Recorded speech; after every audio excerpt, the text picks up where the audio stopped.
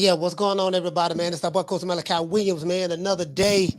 Midnight Conversations where expectations meet reality.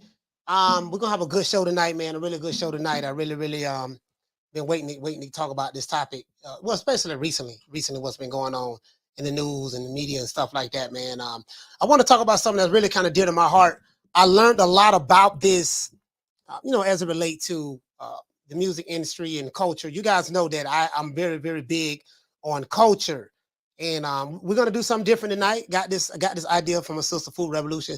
I'm gonna have an open panel. I'm gonna drop the link. Anybody want to come on and talk? You can come on and talk. Come on the panel. You don't have to show your face. You won't have to show your face if you don't want to. You can just talk behind the avatar. So that we're gonna do that tonight. We're gonna do an open panel. But this particular subject matter right here, man, I really bro, it just everything. It's amazing how everything comes back full circle. You know what I mean? Shout out to Jason Williams in the building. Shout out to Jason Williams. Shout out to my sister Food Revolution. Shout out to Halim. I know it's late over there in the UK. Shout out to Little Green Eyes P. What you say, sis? It's you say it's 8:05. Yeah, it's 5. It's a 5-hour time difference. Yeah, it's a 5-hour time difference. So yeah. So I know it's late over there in the UK, man. God damn, boy. I know it's kind of rough over there because you guys, especially when you be watching content, you be on UK time and then you be on other people's timeline as well, and it's like, man, I know it can be kind of rough. You know what I mean? So, yeah, Jason, what's going on, fam? Salute to you, fam. Hey, man, but if you're not from America, there's a lot that goes on over here in America. And I know that I know in the UK have a lot of, I don't know if you guys have something like culture wars and stuff like that. Yes, 105. Yes, 105 right now in the UK. You're right. It's a 5-hour time difference. Yeah. I said 12:05 is 105. But I think probably every society has issues with culture. But what I want to talk about is as it relates to the music. I want you guys to understand kind of like what happened, what went on, what happened over here. What to say, Halim? You said we do. He said we do coach in the UK. Okay, cool. Yeah, I'm pretty sure you do. Shout out to my sister Nick Rich. Shout out to Nick Rich. I need to make y'all some moderators, man. Make y'all some moderators. Make Nick Rich a moderator. Halim, I got to make you a moderator too. All right, make Halim a moderator too. Yeah, so there's a lot of stuff that a lot of stuff that goes on, and I'm pretty sure they're having these culture wars everywhere, all over the world, for the most part. But yeah, shout out to my sister Lisa Bell. Lisa, what's going on, sis? What you say? You say, Coach, people are mad at life. Yeah, but I want to show you something, though. I want to show you something. There are some people mad at life, but I want to show you something as it relates to the music. Now I read this article years ago. This was a letter that a guy put out about the music industry as it relates to hip hop music. And we're going to talk about how remember in the 80s you had the shout out to Lisa, sis, what you say, sis, you hanging in there. Remember in the 80s you had the you had the Black Power, not the Black Power, but the Black Pride movement in the 80s with the hip hop music. Remember we had KRS-One, Rakim, we had the X-Clan, we had Public Enemy, we had our Houdinis and Run DMCs, but we had that. We had that. Just those type of artists, Dougie Fresh and stuff like that. There was a transition that happened. Shout out to my sister Nick Rich. There was a transition that happened. And a lot of you guys who are around my age, you know what I'm talking about. And you remember how the music, how everything changed, right? And then Poor Righteous Teachers, Tribe Called Quest, the Jungle Brothers, leader of the new school. What happened was all of, there was no coincidence at KRS-One, Big Daddy Kane. A lot of that stuff got phased out. And there was a transition period when it transitioned from that into, I always say NWA because NWA was the catalyst. Yeah, they had Ice-T, King T on the West Coast, but the West Coast hip hop was different from the East Coast hip hop. The East Coast hip hop was a little bit more on the positive side. I remember when people used to wear remember the African medallions, the African good evening, Amina. I gotta make Amina a moderator. I gotta make her a moderator as well. So I'm making a lot of moderators. Thank you so much for the support, everyone who showed up. But we're talking about the transition, right? We're talking about the transition where it changed that. Even from the videos, how the videos used to look, how the women used to be dressed in the videos, the guys, how they was, when they used to drop, used to be dropping knowledge, and a lot of that music from New York was influenced by, the 5%ers, the Nation of Islam, which the 5%ers pretty much came from the Nation of Islam, stuff like that. We used to wear the African medallion patches. You get what I'm saying? The music was different. In the early 80s, 82, 83, you had Melly Mel, Grandmaster Flash and the Furious Five. They came with a song called The Message. I'm going to tell y'all, show you guys what happened. I have receipts. I have receipts. I do. I have receipts. Now, I'm going to drop the link. Let me drop the link. You want to jump on the panel, no problem. You don't have to show your face. You don't have to show your face. But hold on. Let me share this. I want to share something. I got this something I want to share with you guys. Now, this is a letter that was written by an unknown. Now this letter was written years ago, probably about 3 years ago, 2-3 years ago, right? 2-3 years ago, something like that. And I remember this. You know what? Now I'm gonna tell you the first person who told me about this though, Professor Griff. I met Professor Griff. He's a really solid brother. If you know anything about Professor Griff, he's he's one of those conscious brothers. He's very, very conscious, very, very smart, sharp individual. Professor Griff. As a matter of fact, let me go over here. Him, Zaza Ali, just a lot of them, right? Just a lot of them. Yeah, Queen Latifah, Moni Love. Yeah. What you say, Halim? Yeah, you said what a clock chain. Yeah, that was on Flavor Flav. Flavor Flav brought that into. Jason Williams, you say gangster rap or reality rap? Now check this out. Hold on. Gangster rap, reality rap. Hold on. There's always two sides to every coin. I want to show you something though, Jason. Hold on. Check this out. Fam. I got something for you. I have something for you. Now, how we dress it? Reality rap. What the reality is? What was the reality that happened in our culture? And there was a lot of things that was going on prior to rap music coming into existence. So we can't ignore that. We can't ignore the United States government's role in conspiring to help lead to our destruction over here in America. When I say destruction, I'm just saying that just a lot of things, the way they changed the culture. The mass media psyops program that they came with. A lot of us families were, a lot of the men's belief system changed, women's belief system changed. A lot of this is directed towards single family households. If you look at any culture in the world, especially in America, I think the Black Americans, most 70-something%, almost 80% of all households are led by single parent households, right? There's no balance there. There's no man and woman. It's just the mother and the children, and that's it.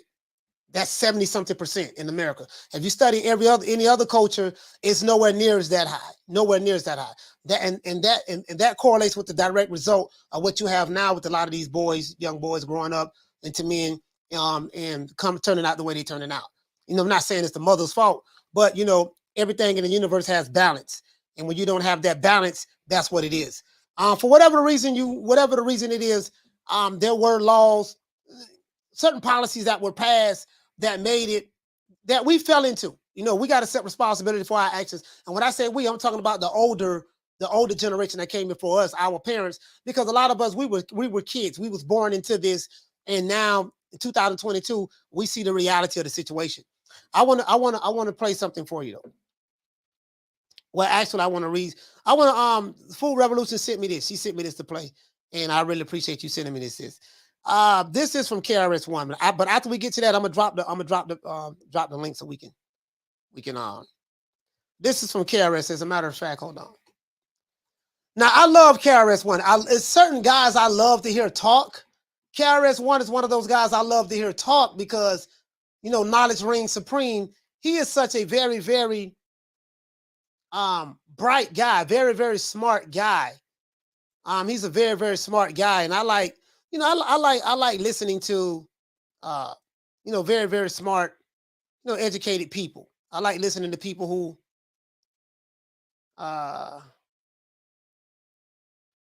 okay, all right. I like listening to, the very, very smart, educated people. When I'm around people who speak wisdom, I don't do any talking really. I sit down and I listen. You know what I mean? God gave you 2 ears and 1 mouth for a reason. I sit down and I listen. I always try to absorb stuff. I'm a really good listener now. Well, I'm striving to become a really good listener. I just say that. Was the music industry used to destroy the Black American culture? I'm coming with some receipts today. Was the music industry designed? When I say music industry, I mean in particularly hip hop music, because the music industry is a very, very evil business. There's a lot of evil things that go on in the music industry, whether you're white, black, pop, rock, country. The story is damn near pretty much the same. But in particularly, I want to talk about rap, and I'm going to show you how it was weaponized. And at the end of the day, we made our own choices. No one twisted our arms to do anything. But I want to show you how the manipulation process, and even how people like myself fell for it. I didn't even realize it until now. Is there really a conspiracy, guys, to destroy generations of young Black males through gangster rap music, or would they say reality rap, reality music? Well, this is the reality. We're just reporting what goes on like the news. Yeah, we see hear that all the time, right? But it's not as simple as that. It's not as simple as that. I want to show you something. Let's hear KRS first. Him off and say, yo, young blood, come on, let me show you something. Let me protect you. Now, I want to show you how there's always been in the Black American, there's always been, and remember I told you guys, and I don't want to get into slavery and all that shit there, but remember, we sold each other, in Africa, we sold each other. So this whole thing about, well, man, this group of people, did something to us and this and that, yada, yada, yada, yada, yada. And, the Arabs did this to us. And we went through this, not trying to go through the sub-Saharan slave trade. When people leave out the fact that, we was blacks was capturing each other, but it wasn't called blacks then. That was, black is a social construct that started over here in America. But we'll just say that Africans were in different tribes of warring with each other throughout the country that they was in, different tribes, and they captured each other and sold each other. So we've always been exploiting each other, always sold each other out. Everything that I've ever researched, that's what I found. You know what I mean? This is the reality of the situation. Now, I'm going to show you how, even over here, well, as a matter of fact, let KRS explain it better. Let KRS explain it better. You're not going to dust him off and say, yo, young blood, come on, let me show you something. Let me protect you. No, they were the first ones to come in. Rip off. These are older blacks. Now, KRS is talking about the music industry, Sugar Hill Records in particular, when the young black artists was coming up, trying to make a name for themselves. They was talking about how we always talk about how the white man did us like this and exploited us and such and such. He's going to talk about how the older black generation who started Sugar Hill Records, had all of the hip hop music. They started ripping off, exploiting the black artists. They started doing this to us. You're always going to see a correlation with that. But let's continue. Ripping off the talent of come in. Rip off. These are older blacks ripping off the talent of younger blacks. I do not own the rights to this material. It's for educational purposes only. Black men are taking advantage of young black talent. We didn't get the fame. We didn't get the Grammy. but we got the soul. What was whack about hip hop? The worst thing, 1979 Sugar Hill Records, is the worst thing that ever happened in hip hop. When Sugar Hill Records came out, a woman named Sylvia Robinson and her husband Joe Sylvia Robinson, yeah. They owned all of rap. Okay. If you could somehow phantom that in your head for a hot minute. So he's talking about Sugar Hill Records. Back then, they had the Sugar Hill Gang, all that stuff there. They owned 90% of hip hop. Black record executives. Let's continue. One record label that had all the top rappers of the day on it, and no other company had that. Now we know what the record labels do. The white-owned record labels, what the Jewish-owned record labels. We know what they do. We already know that. We already know about that. But I'm gonna hammer this home in a minute. Hold on. Had we stuck together, Black people would not be in this situation. They say hip hop is a $10 billion culture every year. That's Black people money we should be having. But Black people rejected us and lost $10 billion a year. KRS-One really goes deep. $10 billion a year gone. Whole dream of Dr. King gone. Take it up now to Sugar Hill Records. All the greatest hip hop acts are on the label, but they're not getting treated right. Black people are ripping off Black people. I say this respectfully because I'm talking about our parents. So he's talking about the older generation. I want to show you something, guys who are our age in their 40s and stuff like that. In this hip hop stuff, when hip hop first started, hip hop music was something different, right? And we did have it at one point in time, but he's talking about Sugar Hill Records. If you know the history of Sugar Hill Records, you'll do your research on it. You understand exactly what I'm talking about. You understand what KRS-One is talking about. These are older Blacks ripping off the talent of younger Blacks, respectfully. KRS, Scott LaRock, Boogie Down Productions, B-Boy Records. Black men are taking advantage of young Black talent. I will be dropping a link. Anybody can want to come on. B-Boy Records was owned by Black people, older Black men from the 50s and 60s. You would think, after everything we went through in civil rights, you see a young man coming up, he calls himself Knowledge Reigns Supreme. And he's trying to come up, he's homeless, he's in the street, but he's talking that Blackness. And you see he got a crowd around him. And you see he got some little time. You're not going to dust him off and say, yo, young blood, come on, let me show you something. Let me protect you. No, they were the first ones to come in, rip off me and Scott LaRock for the Criminal Minded album. To this very day, Black folks still ripping me off for the Criminal Minded album. To this very day. So he's telling his truth, his experience, right? Sugar Hill Records, and then, he signed to a Black label, him and his brother, Scott LaRock. Scott LaRock got murdered in the 80s. That was his DJ, his brother. And he's telling you exactly what went down. Because you always hear about, we know what, this is the white man do to Jews. A lot of people look at Jews as white people and stuff like that. And sometimes they play both sides of the fence for political reasons. But this is what he's talking about as it relates to what we did to each other. And I always focus on that. I'm going to tell you why. It's because the reason why is because we got to be held accountable for what we do, right? And I'm going to show you how people our age have got set up into this shit. Let's go. Was one of Jay's best earner.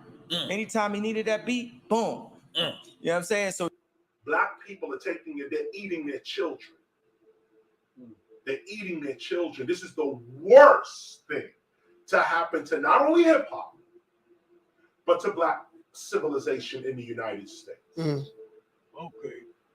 Now, those that are supposed to be representing their people have dropped the ball.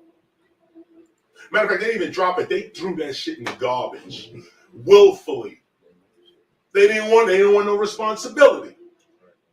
This is the worst thing to happen to hip hop in modern times. This is the bottom of the barrel. This is it right here. that you would be propped up by your people, Okay. make millions of dollars on your people.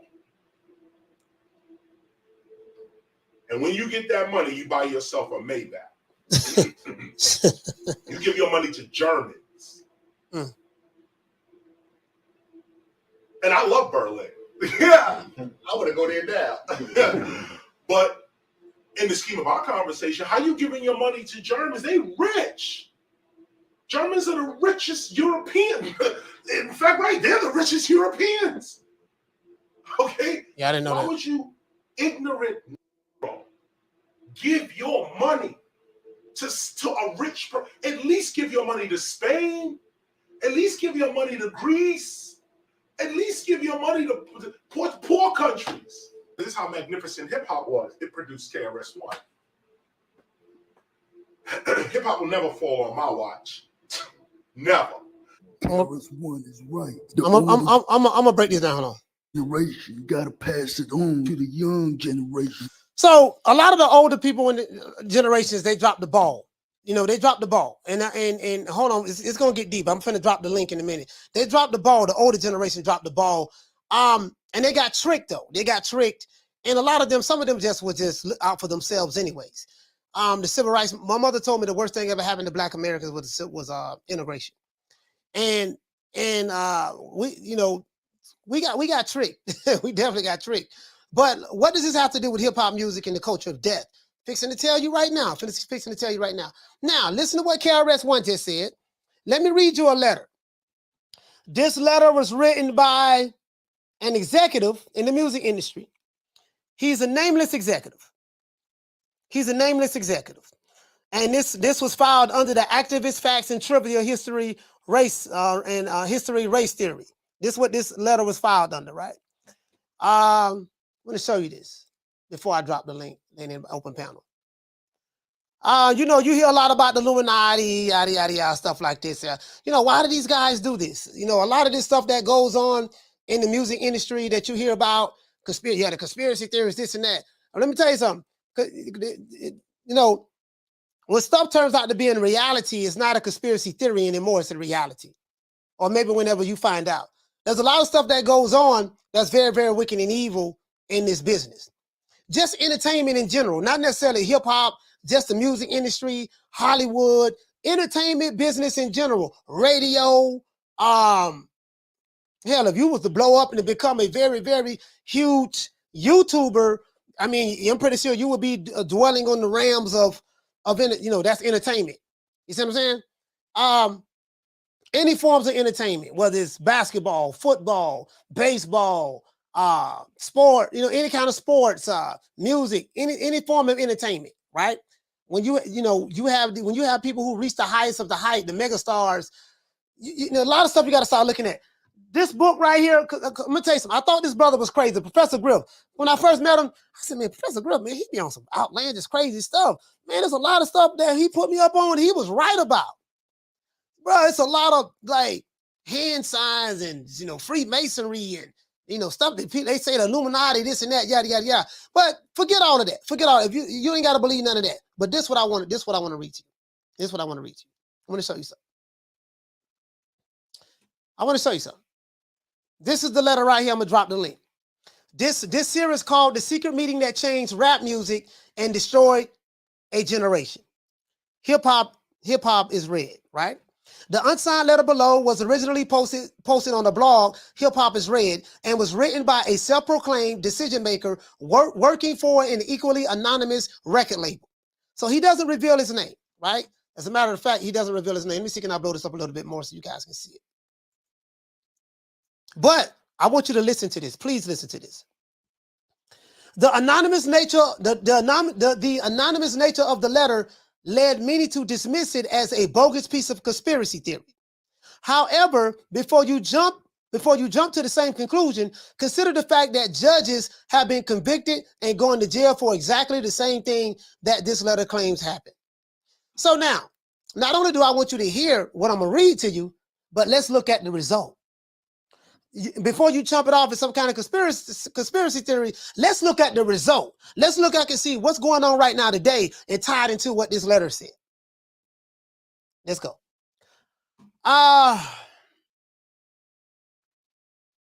So it talks about some lyrics here. Splattered the brain matter of my enemies with the same bullet trajectory that murdered John F. Kennedy. That's cannabis. Boys to Men 50 years ago, President John F. Kennedy was shot and killed in Dallas, Texas. It spawned an entire industry of conspiracy theorists obsessed with men on a glassy knoll, CIA plots, and bullet trajectories. Well, you don't get a chance to kill a president unless someone up high wanted him dead. So I don't think there's a conspiracy theory that the CIA or the FBI, somebody in government within the United States had one of their presidents killed. Ain't no average person just gonna kill a damn president. Doesn't work that way, right? But just in case you don't believe that, that's fine. Of course, hip hop's conspiracy fascination is rooted in very real distrust of the government within the Black community, based on years of exploitation and abuse. After all, what is the Tuskegee experiment but a conspiracy that turned out to be 100% true? Exactly, facts.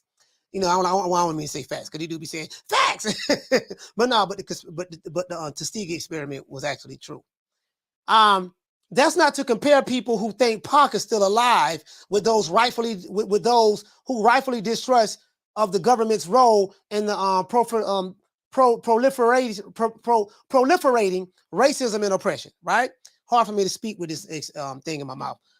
It's also not intended to excuse conspiracy mongering, but it does help to explain why this attitude is prevalent in hip hop. Now, I want you to read this. This letter actually came out in 2012, to be honest with you. I remember reading this a long time ago. Now, this guy right here, this is what he says. He said, hello. After more than 20 years, I finally decided to tell the world what I witnessed in 1991.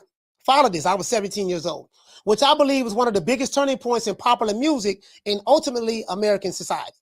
I have struggled for a long time, weighing the pros and cons of making this story public, as I was reluctant to implicate the individuals who were present that day. So I've simply decided to leave out names and all of the details that may risk my personal well-being and that of those who were there, who were, like me, dragged into something that they weren't ready for. Between the late 80s and early 90s, I was what you may call a decision maker with one of the more established companies in the music industry. I came from Europe in the late 80s. I think most of all of the major record companies are based out of Europe, based overseas, not over here in America. You know what I mean? That's where they come from. Most of them. I'm talking about the major labels. He said I was what you may call a decision maker with one of the more established companies in the music industry. I came from Europe in the early 80s and quickly established myself in the business. The industry was different back then, since technology and media weren't accessible to people like they are today. The industry had more control over the public and had the means to influence them in any way they wanted. Keyword is influence. I told you guys before, the way the government in societies, how they get people to think the way they want to think, believe what they want them to believe, they control what? Media. Media is television, social media today, radio, many different forms, iPhones. They control you through media. This is how they control the people in order to get them to think, believe what they want to believe. If you watch a news story from CNN or Fox or whatever the case may be, the stuff that they keep talking about over and over and over and over again, that's called programming. If you say something enough, and I know if you keep watching me, eventually you're going to start seeing things my way. They program you, right? Music is the same thing. Any form of media entertainment is a form of manipulation and influence. Okay. This may explain why in early 1991, I was invited to attend a closed door meeting with a small group of music business insiders to discuss what rap music's new direction. I want you to hear this very carefully. Little did I know that we would be asked to participate in one of the most unethical and destructive business practices that I've ever seen. The meeting was held at a private residence on the outskirts of Los Angeles. I remember about 25 to 30 people were being there, most of them familiar faces. Speaking to those that I knew, we joked about the theme of the meeting, as many of us did not care for rap music and failed to see the purpose of being invited to a private gathering to discuss its future. Talking about rap music. Now, I want you to take mine now. This was 30 years ago, 1991, 31 years ago. When he dropped this was 20 years ago that he talked about when he dropped it in 2012. Well, 21 years ago from 2012. Among the attendees was a small group of unfamiliar faces who stayed to themselves and made no attempt to socialize beyond their circle. Based on their behavior and formal appearances, they didn't seem to be in our industry. Our casual chatter was interrupted when we were asked to sign a confidentiality agreement preventing us from publicly discussing the information presented during this meeting. Needless to say, this intrigued and in some cases disturbed many of us. Let's get into this. The agreement was only a page long, but very clear on the matter, and consequences were stated that violating the terms would result in job termination. We asked several people what this meeting was about and the reason for such secrecy, but couldn't find anyone who had answers for us, basically. A few people refused to sign and they walked out of the meeting. No one stopped them from leaving. I was tempted to follow, but curiosity got the best of me. A man who was a part of the unfamiliar group collected the agreements from us, and he read them, right? Quickly after the meeting began, one of my industry colleagues, who shall remain nameless like everyone else, thanked us for attending. He then gave the floor to a man who only introduced himself by his first name and gave no further details about his personal background. I think he was the owner of the residence, but it was never confirmed. He briefly praised all of us for the success that we had achieved in our industry and congratulated us for being selected as part of a small group of decision makers. Now, stuff like this goes on all the time. Here we go. At this point, I began to feel slightly uncomfortable at the strangeness of this gathering. What was the subject about? The subject quickly changed as the speaker went on to tell us that the respective companies we represented had invested in a very profitable industry, which could become even more rewarding with our active involvement. It gets interesting. It gets very interesting right here. Music industry execs were invited to a meeting. He can't reveal his name. He can't reveal the people who was there because he signed a NDA, right? And the people who were talking to them clearly were not in the music industry.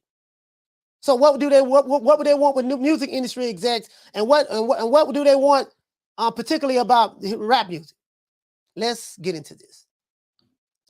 He explained that the companies that we work for had invested millions into the building of privately owned prisons. I want you to hear this. The subject quickly changed as the speaker went on to tell us that the respective companies we represented had invested in a very profitable industry, which could become even more rewarding with our active involvement. What does this have to do with rap music? He explained that the record companies we worked for had invested millions into the building of privately owned prisons, and that our positions of influence in the music industry would actually impact the profitability of these investments. Influence. I want you to remember that word, influence. Celebrities are what? Influencers. Kim Kardashian is an influencer. Beyonce is a celebrity, but she's an influencer. Jay-Z is a celebrity, but he's an influencer, etc., etc., etc. Let's continue. I remember many of us in the group immediately looking at each other in confusion. At the time, I didn't know what a private prison was, but I wasn't the only one. Sure enough, someone asked what these prisons were and what any of this had to do with us. We were told that the prisons were built by privately owned companies that received funding from the government based on the number of inmates. The more inmates, the more money the government would pay these prisons. It was also made clear to us that since the prisons are privately owned, as they become publicly traded, we'd be able to buy shares. Now, I heard about this years ago. You can buy shares of prisons, private prisons like CCA and BCI, I think BCI and stuff like that right now. They have privately owned prisons all over the world. But It gets a little deeper. Most of us were taken aback by this. Again, a couple of people asked what this had to do with us. At this point, my industry colleague who had first opened the meeting took to the floor again and answered our questions. He told us that since our employers had become silent investors in this prison business, it was now in the interest to make sure that these prisons remain filled. Well, okay, what does this have to do with music? Okay, they need to make sure the prisons get filled. Okay, what the hell I got to do with rap music? Let's go. What is their job? Our job would be to help make this happen by marketing music that promotes criminal behavior. Rap being the music of choice, he assured us that this would be a great situation for us because rap music was becoming an increasingly profitable market for our companies. And as employees, we'd also be able to buy personal stock in these prisons. Immediately, silence came over the room. You can have heard a pin drop. Let me read this again, this one part. Why would record company execs be invested in private prisons? And why would their role be to make sure that these private prisons that they're investing in stay filled? And how does music play a part in it? I'm finna show you some shit. Our job would be to help make this happen by marketing music that promotes criminal behavior. Fuck that shit. No, fuck it. I hate hoes. Hoes hate me. Pop that coochie. Gangster, you know what I mean? Gangster, that's what we yelling. Pulled up to the nigga with the 12-gauge shotty. Put bullets in his body. Yada, yada, yada. Some of your most popular rappers today, they promote the gangster, they promote the gangster stuff. MOB, mob ties, we mob ties. We gangsters, we this, we that. All these rappers getting shot, killed, yada, yada, yada. Hold on, this, I'm not talking about just rap, I'm talking about society. Forget the rappers, but I'm just talking about society. I'm going to show you how we was always pawns in our own destruction. But let's go. Our job would be to help make this happen by marketing music that promotes criminal behavior, rap music being the music of choice. He assured us that this would be a great situation for us because rap music was becoming an increasingly profitable market for our company. Now, this is 1991. As employees, we'd also be able to buy personal stock in these prisons. Immediately, silence came over the room. You could have heard a pin drop. Now, around 1991 in the late 80s, you had positive groups like Public Enemy, X-Clan, Poor Righteous Teachers, De La Soul, KRS-One, Rakim, Airbnb Rakim, the list goes on and on and on, right? Public Enemy. What phased out the conscious rap? Very easy. Gangster rap. Gangster rap was the total opposite to conscious rap. NWA was big group. They came out in 1987. Ice-T came out before them, and then eventually started getting bigger and bigger.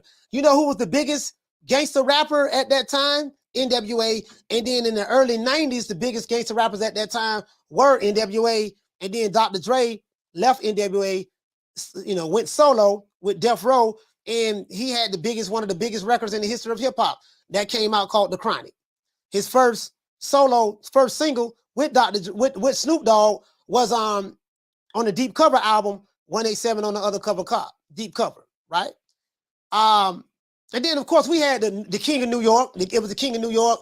I think it was a theme for that, the King of New York. You always had gangster movies and stuff like that. New Jack City, Menace to Society came out in 93. Boys in the Hood came out in 91. I'm going to show you how things were marketed to us, but at the end of the day, it was up to the people to make the decisions whether they wanted to take these paths or not. But let's get more deeper into this. This guy says, I remember looking around to make sure I wasn't dreaming and saw half of the people with dropped jaws.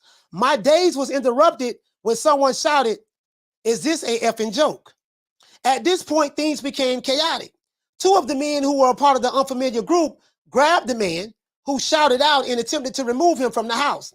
A few of us, myself included, tried to intervene. One of them pulled out a gun and we all backed off. They separated us from the crowd and all four of us was escorted outside.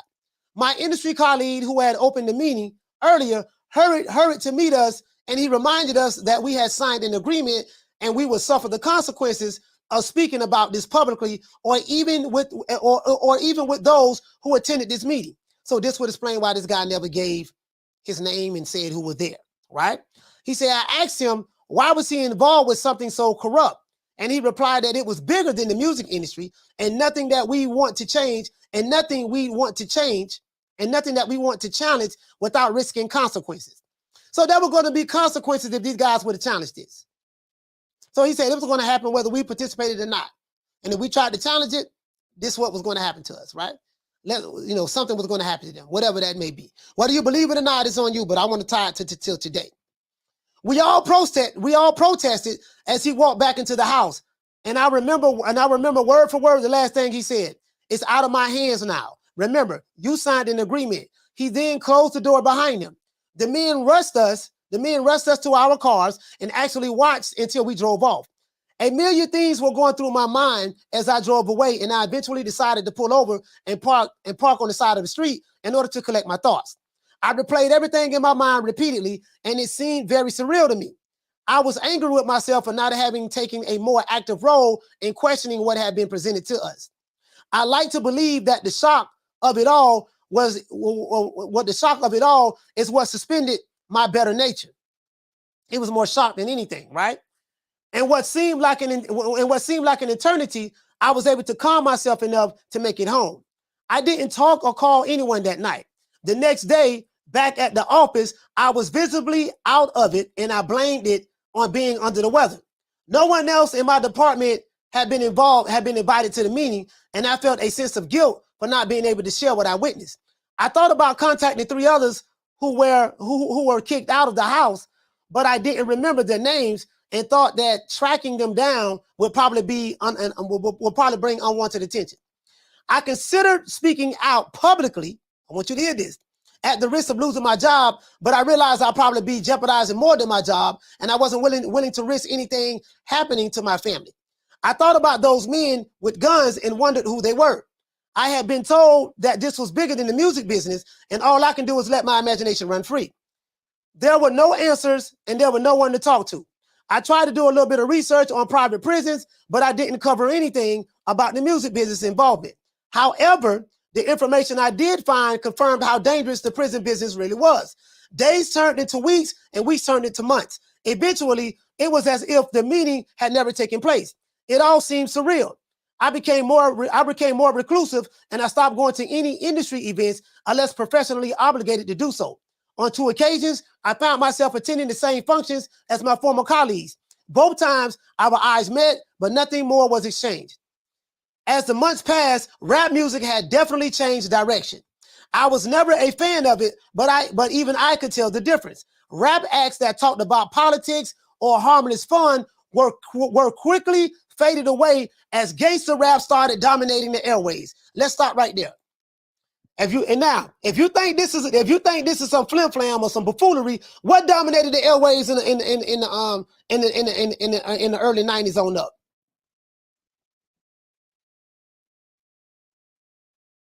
What dominated the airways? And what's dominating the airways now?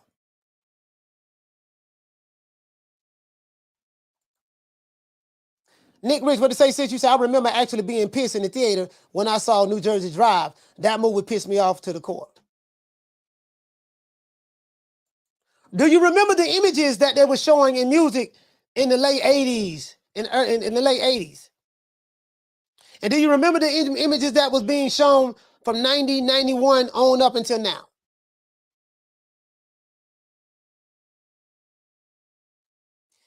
Let's continue. Only a few months had passed since the meeting, but I suspect that the ideas presented that day had been successfully implemented. It was as if the order has been given to all major label execs.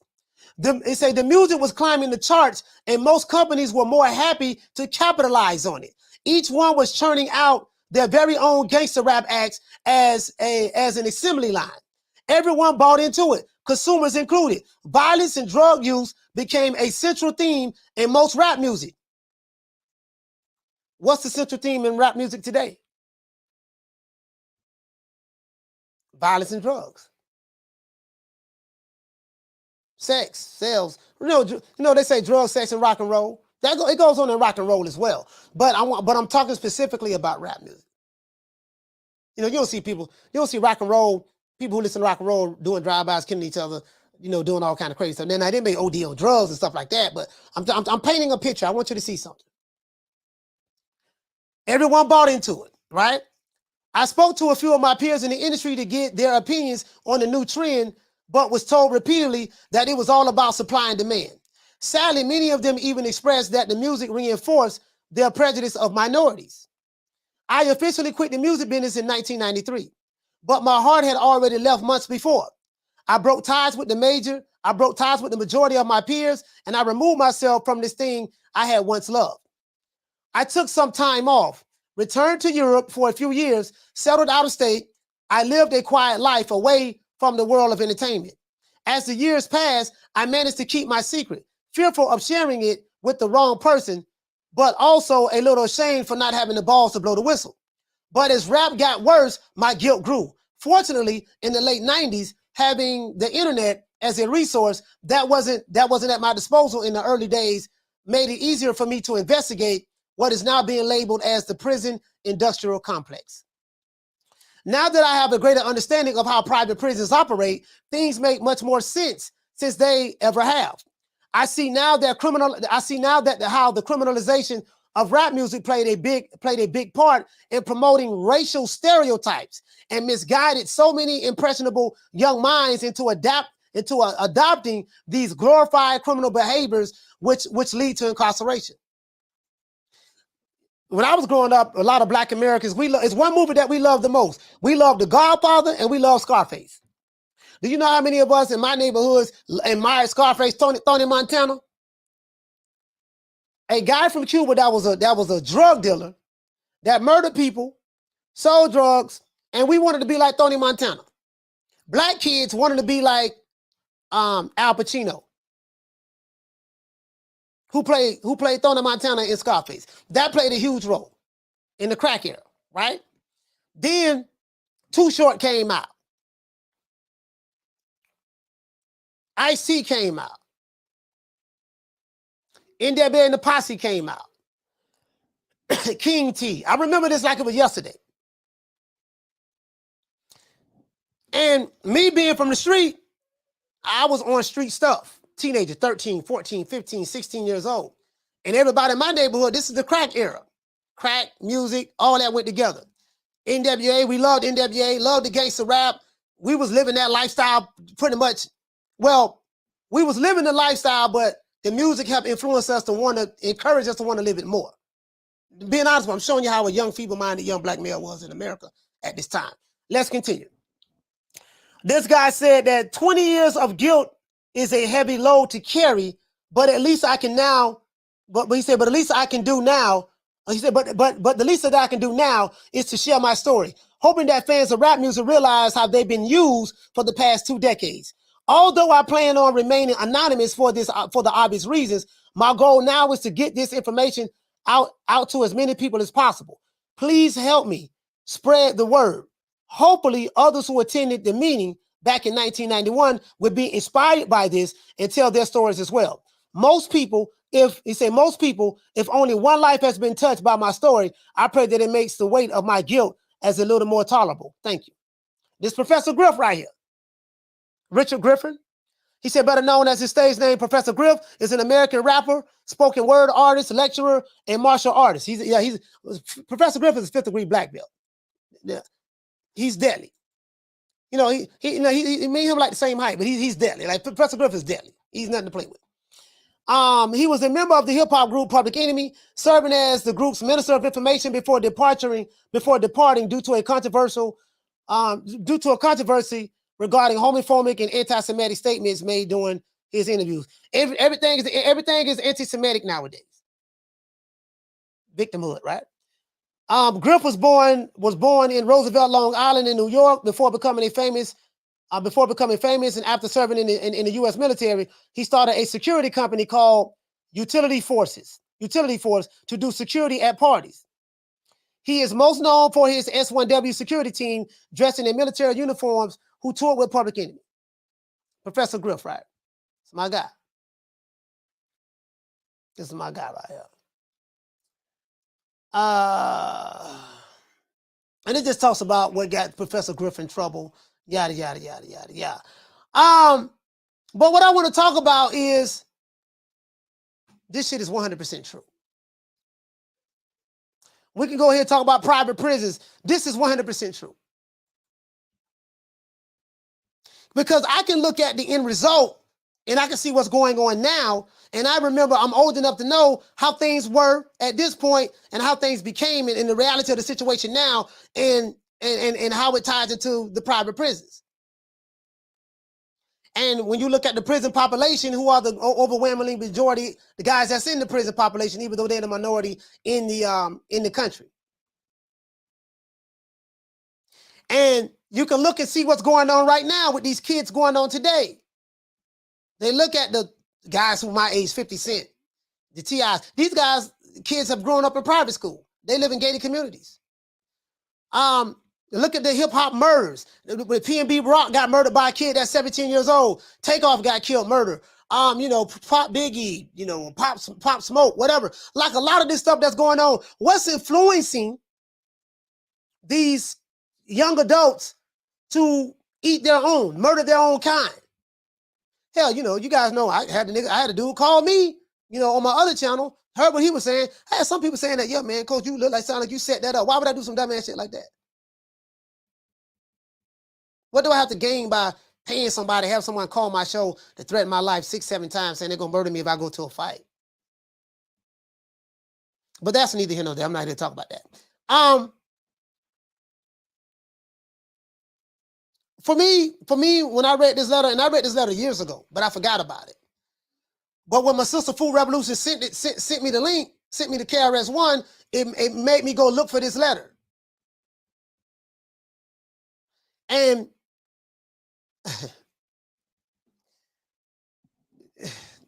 bro, like in our United States government is directly involved. Don't never look at somebody as a conspiracy theorist. Remember, people conspired to kill Jesus. People conspired against Prophet Muhammad from the stories that's in those books. Conspiracies are real. Martin Luther King got killed. Somebody conspired to murder him. There's a reason why a lot of entertainment artists, whether they're in the music or Hollywood or whatever the case may be, there's a reason why some of them just end up dead. Especially those who speak out.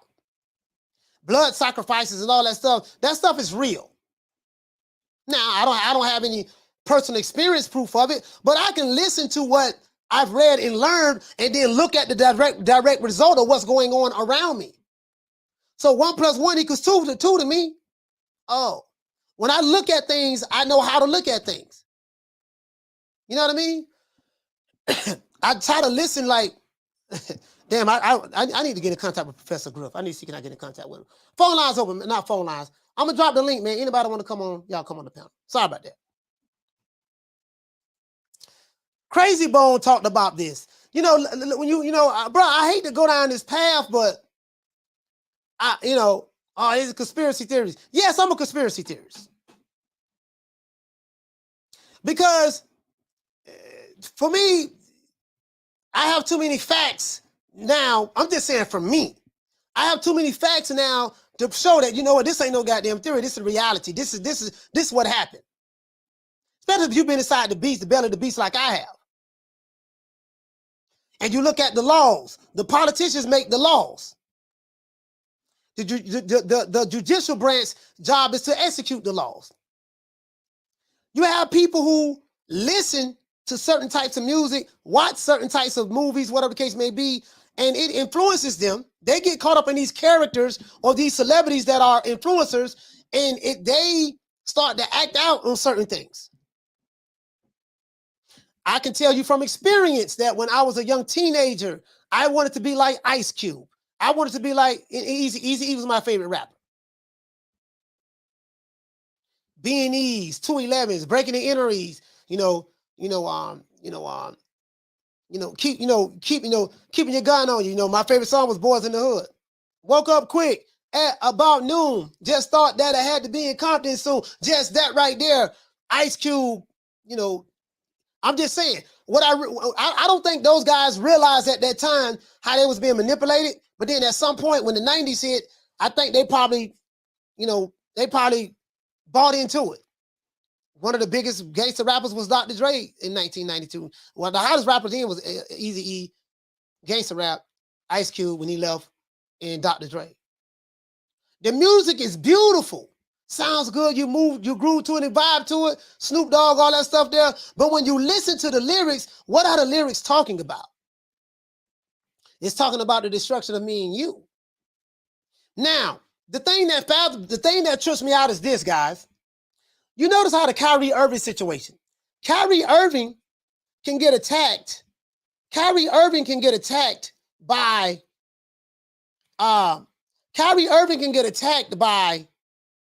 sharing a video that is being sold on Amazon about Black Hebrews and they're being the original Jews and stuff like that. And the Jewish community is upset about it, well, the Jewish leadership. And, because this documentary said something about the Holocaust wasn't real and stuff like that, right? So they are punishing Kyrie Irving. He didn't say anything. He didn't do anything. He just retweeted this DVD that's being sold on a Jewish-owned company by the name of Amazon. So what these people who are in power do, they control white people, black people, all that stuff there, right? Everybody has to get on code. Their code is you do what the hell we tell you to do. You push the agenda that we tell you to push. So I can make music talking about shooting black people, calling them niggas, slapping my women, shooting my children, doing a drive-by in my neighborhood, selling drugs. I can go make millions of dollars by making content like that. But if I make some content questioning people who are Jews, that's a no-no. I would get canceled. Maybe the government will be after you. The media, the cancel culture will come after you. They will have black artists that'll come out and denounce you, like Buck Dancing, Shannon Sharp, and Shaq, and all of those guys. We got to attack Kyrie because a group of fuck it, I'm gonna just say it. Their bosses, their Jewish bosses, told them to do so.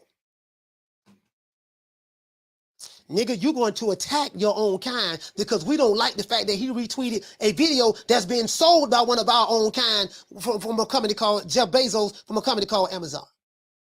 So when you see that all these black celebrities pile up and condemn another black person, it's because these group of people told them to do so. And these niggas got to get in line. So I can be canceled. So I can say I'm gonna slap the black woman, slap my woman, slap the white woman, slap her down, pimp slap her. I'm gonna come through, do a drive-by in your hood. I'm gonna dump bullets in your body on the ops. That's fine. These Jewish executives have no problem with that. But if I say one thing criticizing them, if I say, well, you know what, man, you guys own the slave ships that brought us over here into slavery. You guys financed the slave trade. You guys owned the plantations that people were sold on. That's anti-Semitic. But there's nothing called anti-black. You follow me? Do you follow me?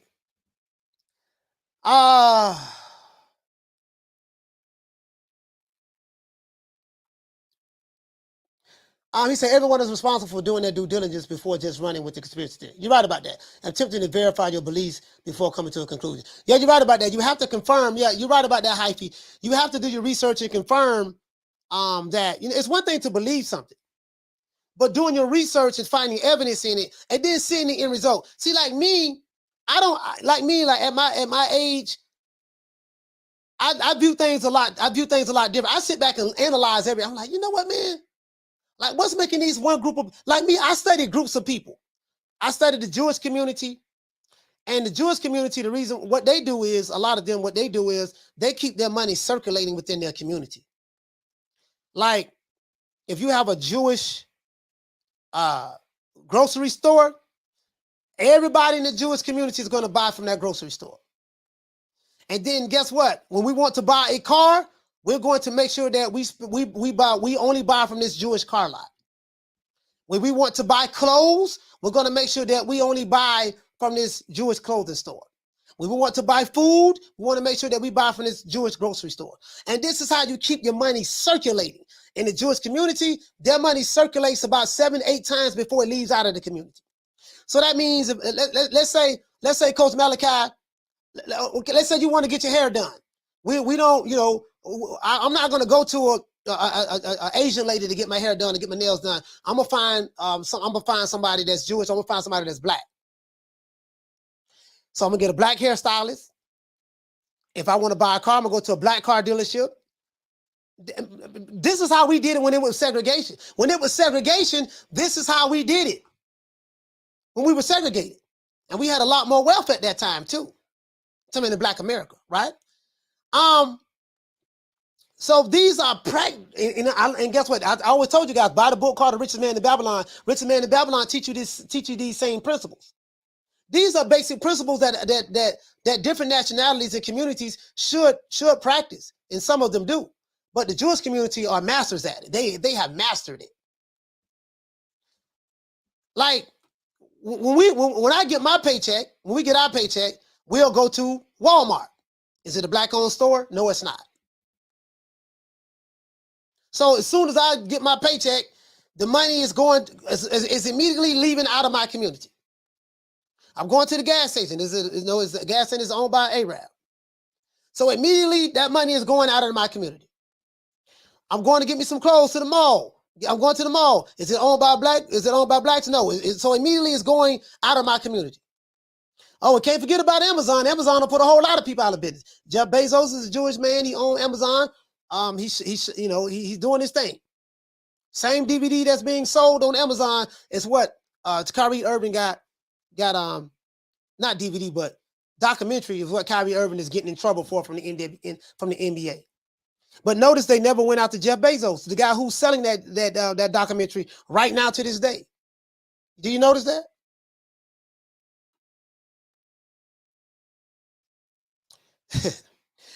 These are some serious conversations. These are some serious conversations, you know what I mean? And Harleen, what you say, family? Say same in the UK, coach. Can't say about the Jews. But you can say about the Muslims. Yeah, exactly. And this is the thing.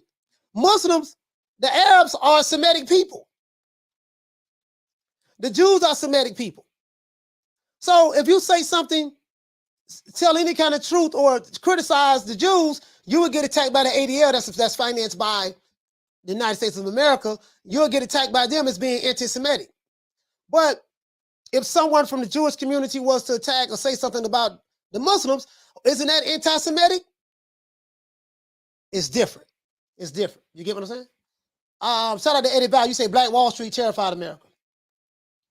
You know, the thing is this, right? The thing is this.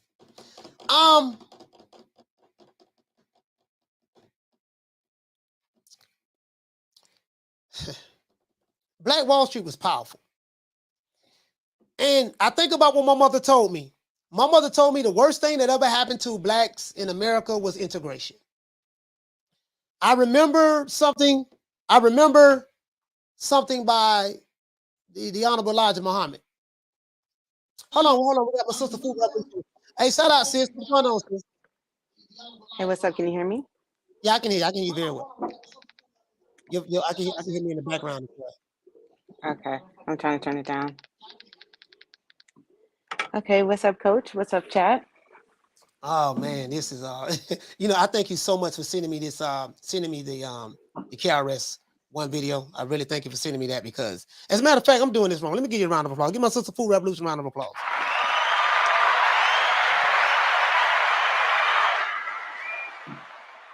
Sorry about that, sis. Shout out to Hyphy. He say Dame Dash was told by a Jewish friend that black people possess liquid money. Or say where Jews make the currency circulate within a minimum of 7 times. That's true. He said money literally melts through fingers of blacks. Yeah, your money is your power. Your money is your power. And I think we sold it for status. We sold it for status. We got tricked. We did get tricked. We fell for the banana in the tailpipe. I can promise you that. But let me be quiet and let my sister talk. Food Revolution, thank you so much for sharing that video with me with KRS-One. How did you come across that video and what made you send it to me? Well, I'm a night owl, so I'm always on YouTube just perusing stuff, and it came up in my feed, and I just, I clicked on it. It looked like it was something interesting because it's something that has been talked about so much within my friend groups and family, and just like music is my first love. Growing up in LA, growing up around a lot of people who were either in the industry or trying to get into the industry, or and I moved to LA in like '93, so that's when everything was just kind of started cracking off. Oh And yeah, yeah. so, and you've just seen kind of like the evolution and then the devolution of the whole situation during that time, So I'm always interested in just the direction of it has just gotten to be so convoluted. I mean, I don't know, it's just crazy. So I'm always interested on topics like that. I sit back and when I looked at it, I was like, man, KRS-One is one of my favorite artists. And what I love about him is his intelligence and his ability to be able to, because I look at KRS, he's mastered the English language. And, the way he's able to articulate his position and the way that he's able to paint pictures with words. He's a phenomenal storyteller, KRS-One. And most people who are leaders, so to speak, or visionaries, and people who are influential, like I'm saying the speakers, they are really good at painting pictures with words, really good at getting people to see see where they're coming from so that you can paint a picture. And me being a young black male in America that was a part of the problem, I'm a reformed. I always tell people I'm a reformed nigga myself. I really don't like using that word, but I say it a lot because I'm trying to hit home. There's a method to my madness, but I always say there's a difference between black people and niggas. And what happens is we have something that I like to call the nigga culture that's within the black culture. And the nigga culture is very degrading, very decadent. We don't take care of our women, our children. Our women don't respect the men and don't give a damn about the men and don't take care of their children. The children are growing up being raised by, in today's times, iPhones, iPads, music. Music is very, very influential. Basically, this is how this works. And I hear people say this all the time. Well, they're afraid of us multiplying and becoming the majority. And then no one cares about black people in America becoming the majority. Doesn't matter. You can be the majority, but you don't have power. You don't have power. So it could be just be a majority of mass confusion. I can be the perfect example. When they had apartheid, they had in South Africa, the whites who ran South Africa, they was like 2% or 3%, but they controlled everything in a predominantly black country.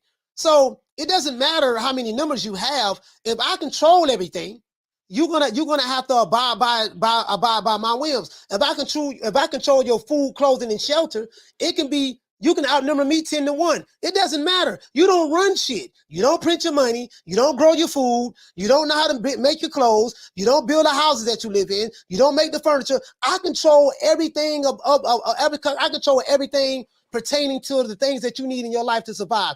Food, clothing, and shelter. If I can control your food, clothing, and shelter, I care nothing about the number of people that you have. So what do you think about this, sis?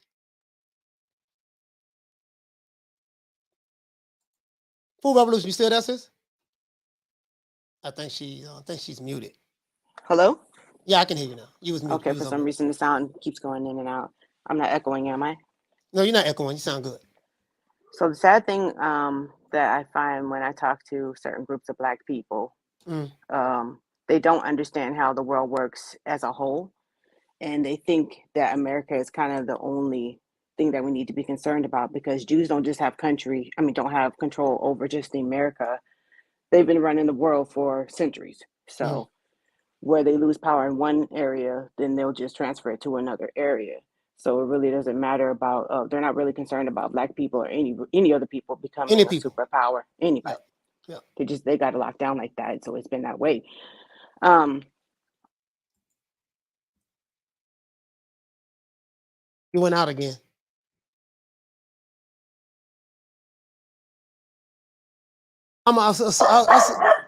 Oh, yeah, I can hear you now. I can hear you now.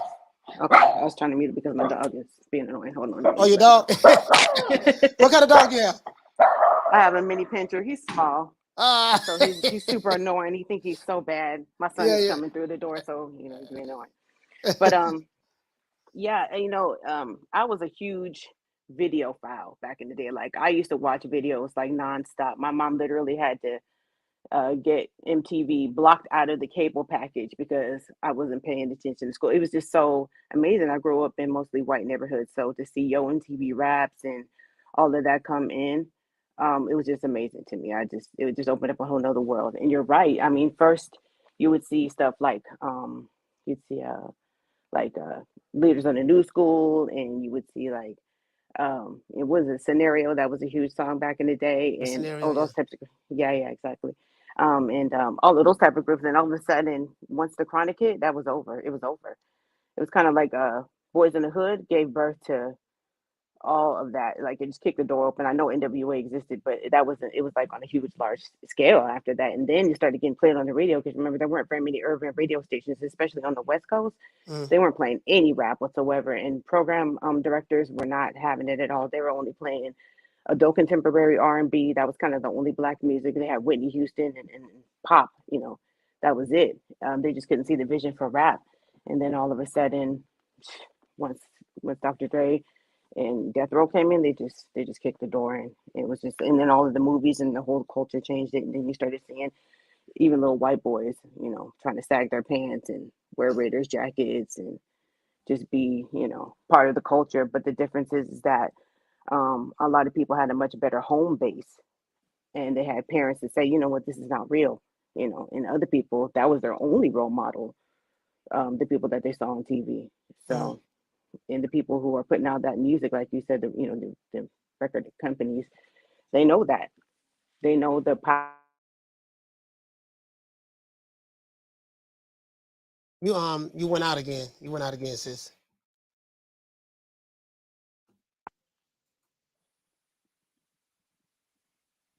You went out again. No, I was done making my point at the time. Okay. Yeah, okay. All right. So yeah, thank you so much. So my thing is this. My thing is this. Um if you look at a lot of the stuff that we like, I always talk about culture. Over here, I always talk about culture. I always talk about culture. You see what I'm saying? And because your culture is where your beliefs are shaped, where the way you view the world, your paradigm comes. What type of culture you come from? I'm gonna give you a perfect example of what I mean. When you think of someone that's a Jew, what automatically comes to your mind? He's a banker. He's a doctor. And they print money. They control the finances. That's what automatically comes to your mind. When you think of someone that's Asian, you think of what comes to mind is some like someone from China. They work very hard. The people from Chinese work very hard.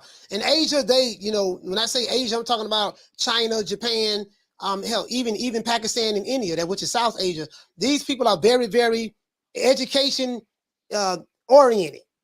Everything is about work, and higher learning from these countries, right? When you think about, I know in Black America, we think about white people. We think just average white people, they're rich, they already have money. We think just because they're white, they got money. You get what I'm saying? When even like when you think of even when you think of different cultures, like the Muslim culture in the Middle East, I mean, outside of the negative stuff that because every country, every society has a criminal element. So we're not talking about terrorism and stuff like that. We ain't talking about that. I'm just saying, just from a family structure thing, like family is very, very important to people from the Middle East. Family is very important to people from Asia. You may see a household with 7, 8, 9, 10 people live in that household, and eventually someone to move out, and in the next year someone to move out, and they support each other and stuff like that. Hell, even the Hispanic culture, there's a lot of violence in Mexico and throughout South America, and just a lot of violence everywhere, right? We're talking about ethnicity on ethnicity crime, race on race crime, that goes on everywhere, right?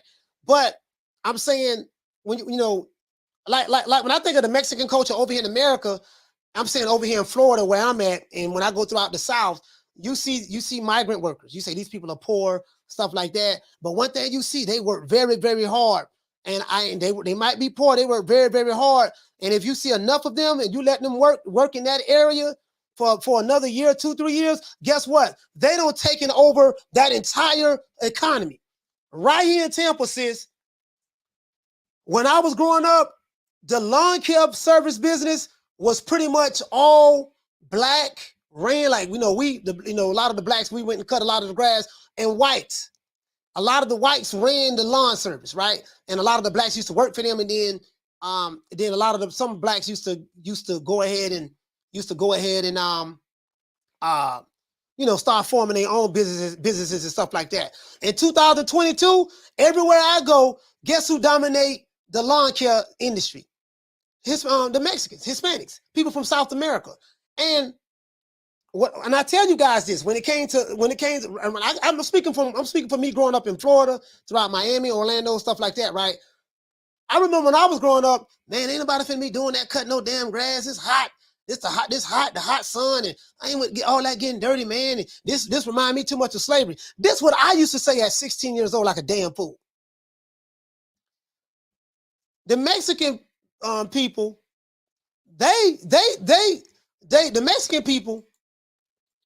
Oh, you back, sis? You back? Okay. The Mexican people, they thought, they looked at it bigger than that. They said, you know what? We finna lock down the whole industry. We was thinking so small. I know I was, man, I don't want to be doing all this hard manual labor, all that stuff there, but no, they was like, no, we finna, y'all don't want to do it? Don't worry about it, we'll do it. 20-something, 30 years later, guess what? You can't, listen, no blacks can get a damn contract, a landscaping contract. Let's say you're trying to get a contract from your local government in order to cut grass in a certain part of town or a certain apartment complex. When you go audition and stuff like that, when you go try to put your bid in at an auction or something, when you try to put your bid in to win those contracts, guess what? You ain't gonna win that. You ain't gonna win that.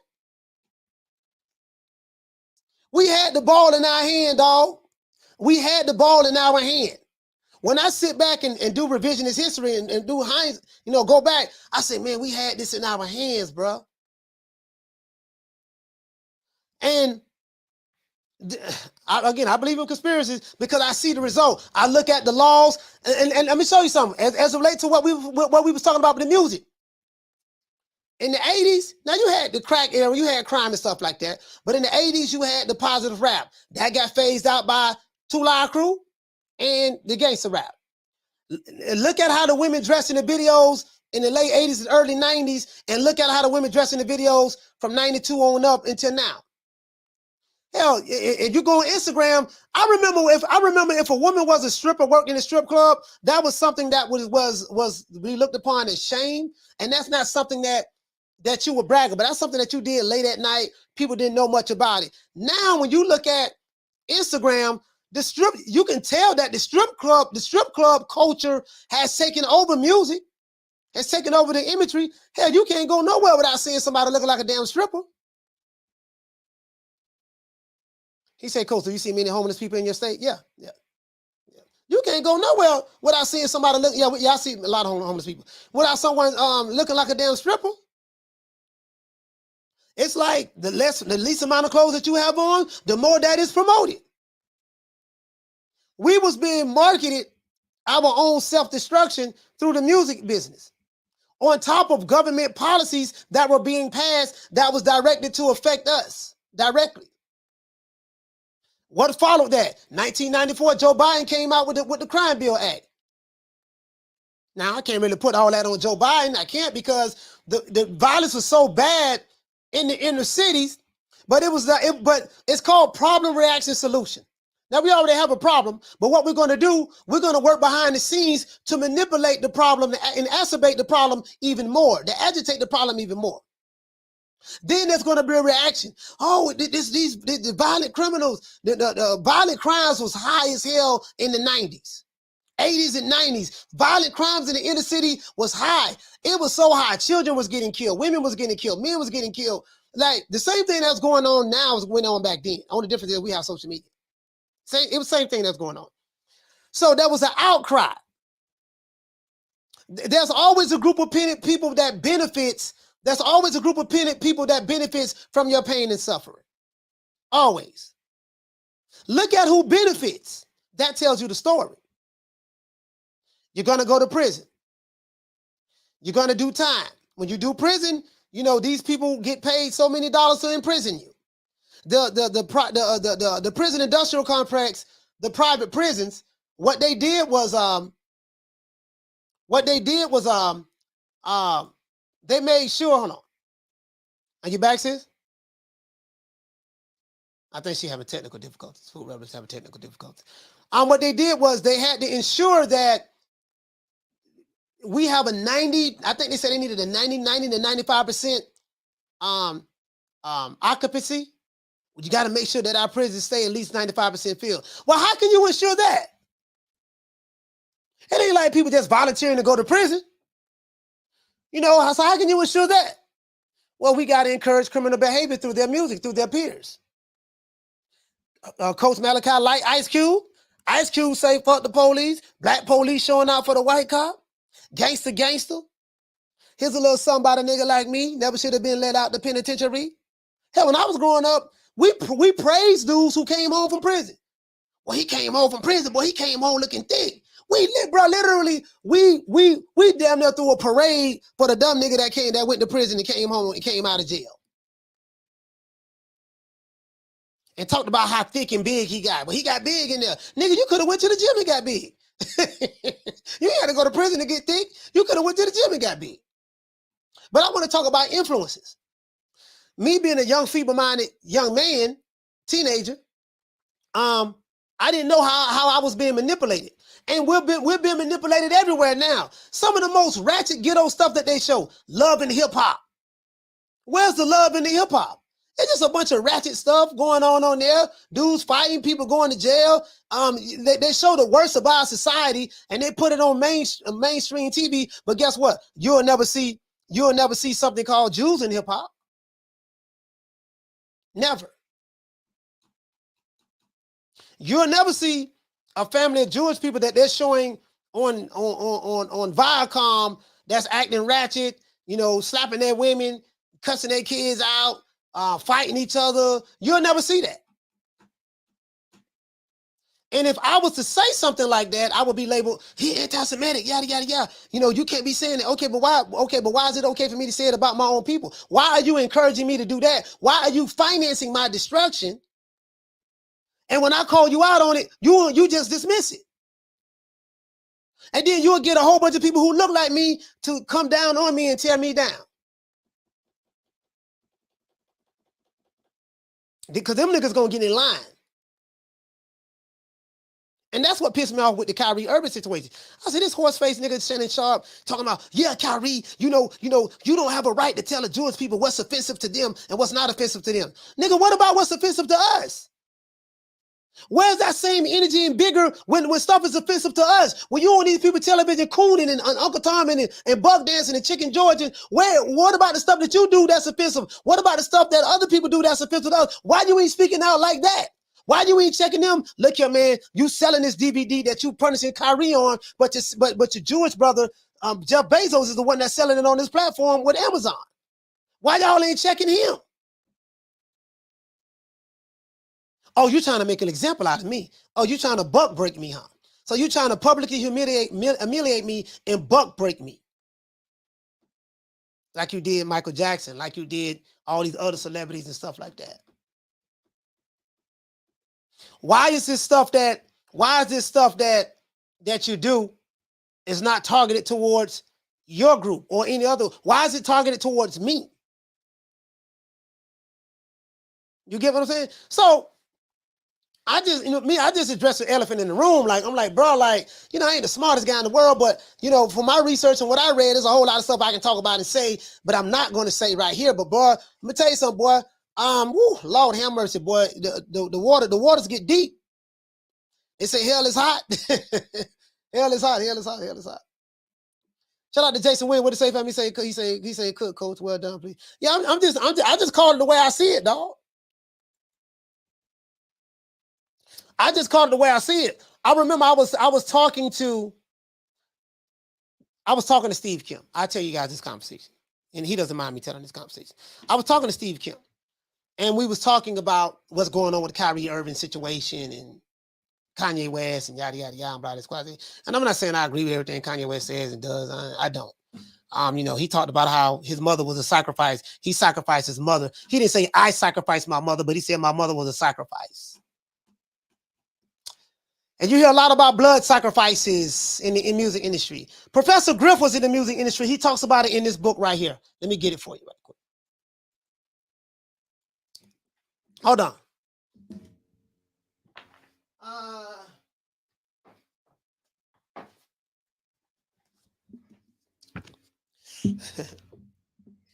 I tell you what.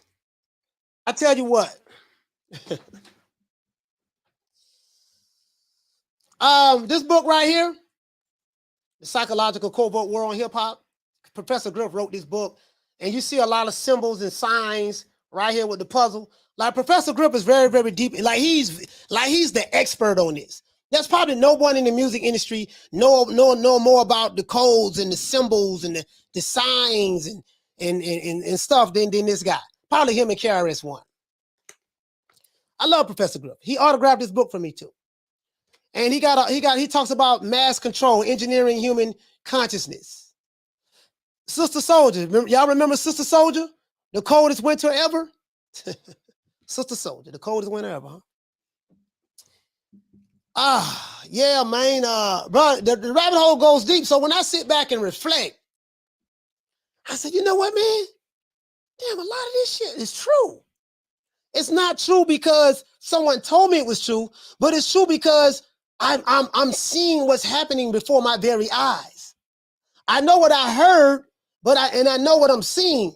And I'm like, and I know how I played a part, how I fell victim to it myself. And I'm like, God damn, this shit really, really works. And they talk about the unseen hand, how the unseen hand sits back, and this is how your government is doing this all over the globe. This ain't just America. This is everywhere. This is everywhere.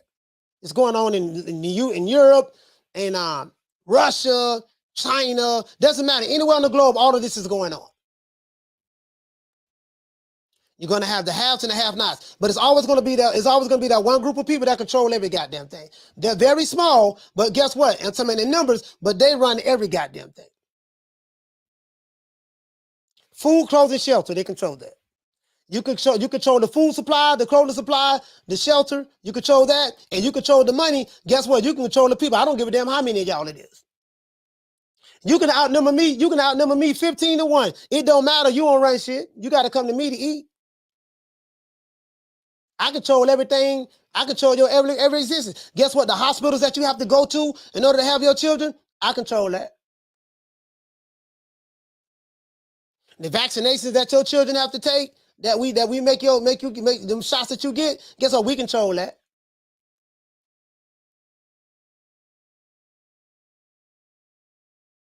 How you think, who you can diss, who you can like and dislike, we control that. Shannon Sharp, look at nigga, I need you to speak out against your own black brother, Kyrie Irving. He gonna get on there, Skip, that's wrong what Kyrie did, Skip, that's wrong what he did, skinning and grinning.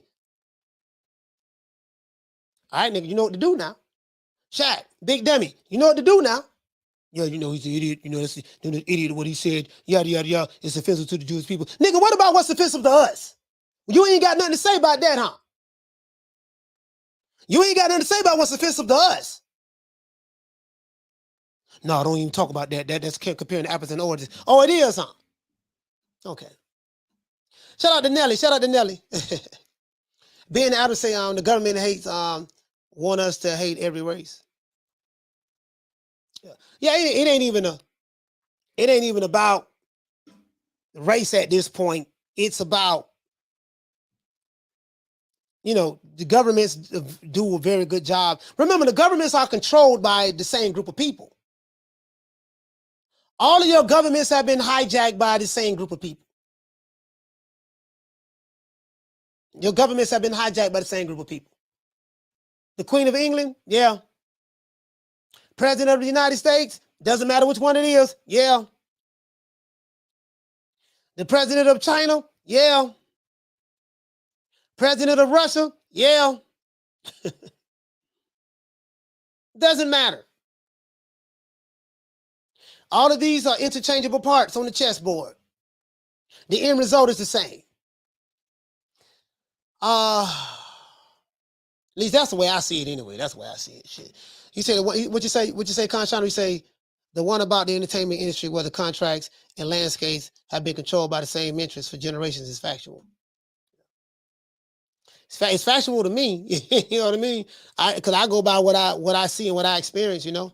Harleen, you say a man to power control water, a man that has, I guess you're trying to say a man that has the power to control water. When you control land, then the people. I guess that's what you're trying to say. Shout out to Nick Rich. You say all of them. Yeah, every last one of them. It doesn't matter. Doesn't matter. You say the Queen of England died. Yeah, I know she died, but she was still under the she guess what? The Queen dead, nothing changes because the king, her son is there, and guess what? He's under control of the same group of people. Doesn't matter. There'll be another queen that'll come along. Doesn't matter. The puppet is the puppet. You still have the puppet master. That's it. And the truth be told, there's a lot of things that's done in the name of these leaders. You get what I'm saying? Like, there's a lot of evil things that's done. Like, you mad at the president, but he just abiding by what his masters are telling him to do.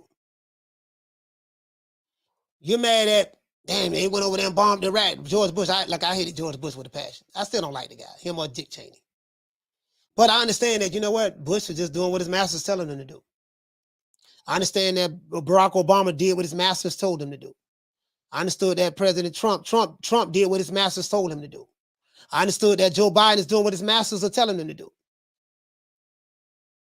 So these presidents and leaders, they get the hate because they are the buffer between you and the people who control them, that's telling them what to do, that's writing their policies. This is why I tell you, I say, listen, man, and I say, man, see, I say black Americans don't get it in America.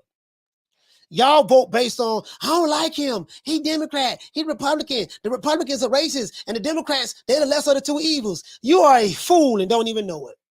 I showed you a picture of Barack Obama, George Bush, and as a matter of fact, let me show you how big of a fool you are if you ever believe that. Because I used to believe that bullshit too. Trust me. I used to believe that too. I was a big fool too. But when you've been programmed to believe certain things, it's kind of hard to deprogram yourself.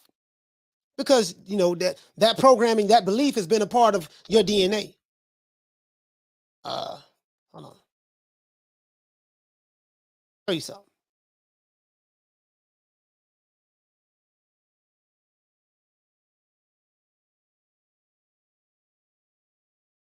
Hold on. Picture says 1,000 words. Picture says 1,000 words. And I showed you this before.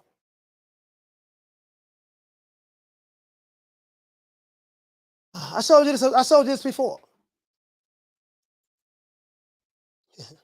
I sit here and laugh at this shit. They racist. They don't like us. We got to vote for the Democrats. We got to vote for the Republicans. What the hell you see right here?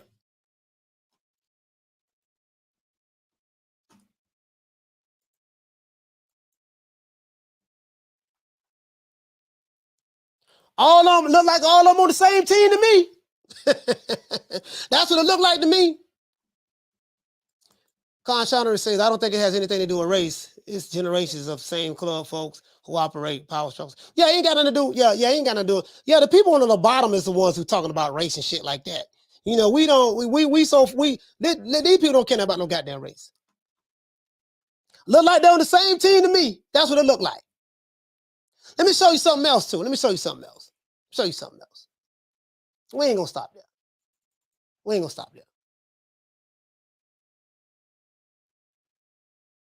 We ain't gonna stop there. Why stop there?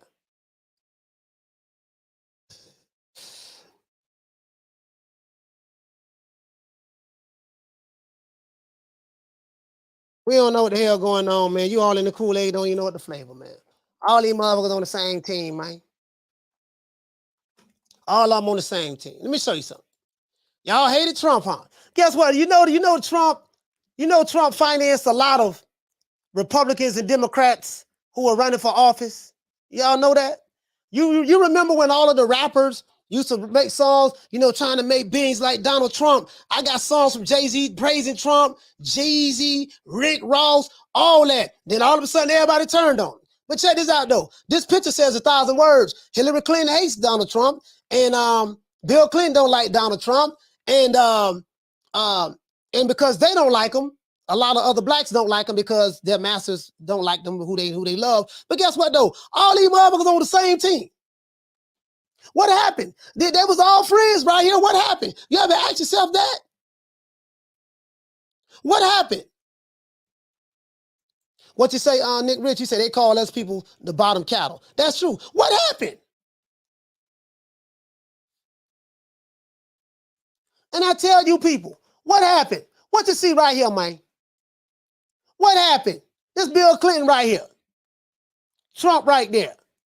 I don't know who this woman is, and this is Ivanka Trump. What happened? Smiling. They was friends. What happened right here? Well, what this is? I hate him. Oh, you do? Why you hate him? He racist. Well, if he was racist, was he racist when he was friends with Hillary Clinton? Was he racist when he was friends with Bill Clinton? Was he racist here?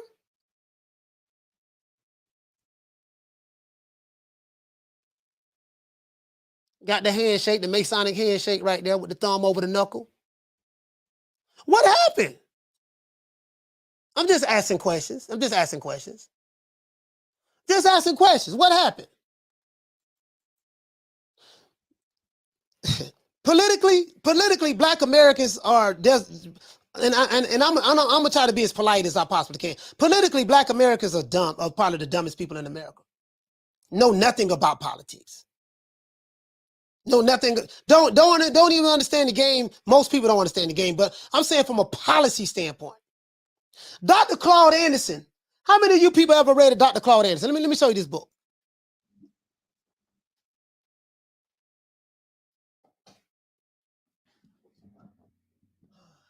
Show you this book. My brother, Dr. Claude Anderson, got a book called Powernomics. This is probably one of the best books I've ever read in my life. Powernomics by Dr. Claude Anderson. Dr. Claude Anderson, he used to work as Secretary of Education in the state of Florida under the President Jimmy Carter administration. Claude Anderson got the all CNI right there. And he talks about the national plan to empower Black America.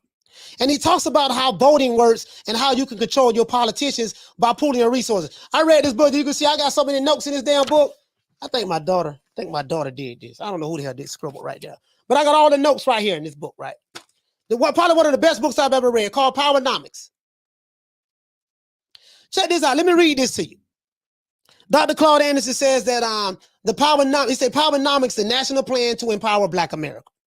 He said, just like Alice in Wonderland, Dr. Claude Anderson, in his new book, Powernomics, the national plan to empower Black America, gives the reader a chance to follow racism to see how far down the rabbit hole it goes. Now, Claude Anderson's whole thing is about racism and stuff like that. He talks about the power of racism and how it was used and executed from an institutional standpoint. But that's neither here nor there. And racism doesn't necessarily mean whites versus blacks. And I think that's where a lot of blacks get caught up at. It's whites against us. No, it's us. It's whites against them. Okay, what about the other groups? What about the Hispanics? What about the other goddamn groups? It's a game that's being played like 3-card Marley, and the people on the bottom haven't figured the game out yet. They haven't figured the game out yet, but that's neither here nor there. Powernomics is the action plan in a haunting trilogy. In this installment, Dr. Claude Anderson obliterates the myths and illusions of Black progress. He shows how racial monopolies and endless line of self-proclaimed minorities will make Black Americans a permanent underclass in less than a decade. To stop this pending disaster, readers have a choice: the cure or the placebo. And what he talked about is we chose what we wanted to go down, right? We made a choice. Blacks in America are a permanent underclass in America. We used to be second-class citizens. It used to be whites, then blacks. Now it's whites, Hispanics, then blacks. So now we're third class. And then it's going to be whites, Hispanics, Asians, then blacks. And then we're going to be fourth class. We played ourselves in Black America like a fiddle. We played ourselves for real, though. We really did. He talks about the cure. He said the cure is about truth. The true nature and solution of our racial dilemma, right? It requires 3 doses. He said his first book, Black Labor, White Wealth, talks about the search for power and economic justice is the initial dose. And a classic, he said it is a classic, and I have that book as well. A must own for every forward-thinking American. It tracks slavery and Jim Crow public policies that use Black labor to construct a superpower nation. This is what he talks about in there, right? Whether you believe it or not, this is what he talks about. It details how Black people were socially engineered into the lowest level of a real-life monopoly game, which they are neither playing nor winning. The second book came out called Dirty Little Secrets about Black history. I have that book. It's heroes and other troublemakers. This book shows why blacks are a special, he said, why blacks are a special and a chosen people. It presents little known facts about their extraordinary achievements under oppressive, inhumane conditions. He said, now Dr. Anderson offers his readers the final dosage in The Remedy, Powernomics, the national plan to empowerment of Black America. It is mind-altering. It is a mind-altering pill, offering for the first time a solution to turning impoverished and powerless Blacks into a truly competitive group by the year 2005. Well, this is 2022. It's over for Blacks in America. We're done. It teaches the reader a new way to see, think, and behave in racial matters. The choice is the reader's. The all is well, the placebo or the cure. Take the placebo and do nothing. Kind of like the Matrix, right? You take the blue pill, you go back to your natural lives. Take the Powernomics cure, see the truth, and do something to solve this nation's race problem. Now, Dr. Claude Anderson has a very interesting take on race relations, right? I don't agree with everything that he says, but the Powernomics aspect of it about pooling your resources together and how to vote and understand how to control your politicians in order to get the policies that you want in society that's going to help your group of people, that's going to help your group. I totally agree with that. He broke that down, and no one talks about Powernomics. No one talks about Powernomics. Again, I don't agree with all of the racial aspects of it, but I don't throw the baby out with the bathwater. Just because I don't agree with it doesn't mean that Dr. Claude Anderson is wrong. What I'm saying is Black Americans is done. As a group, we're done. I'm just being honest with you. It's over with. It's over with for us.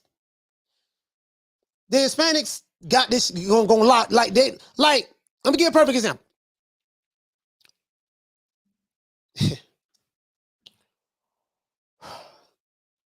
Our culture in 2022, we don't know nothing about economics.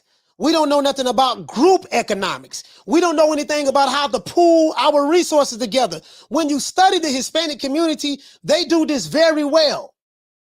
Instead of envying other groups, look at other groups and study them. The Hispanic community understands how to pool their resources together. And that's your power. The Jewish community is the master of pooling their resources together.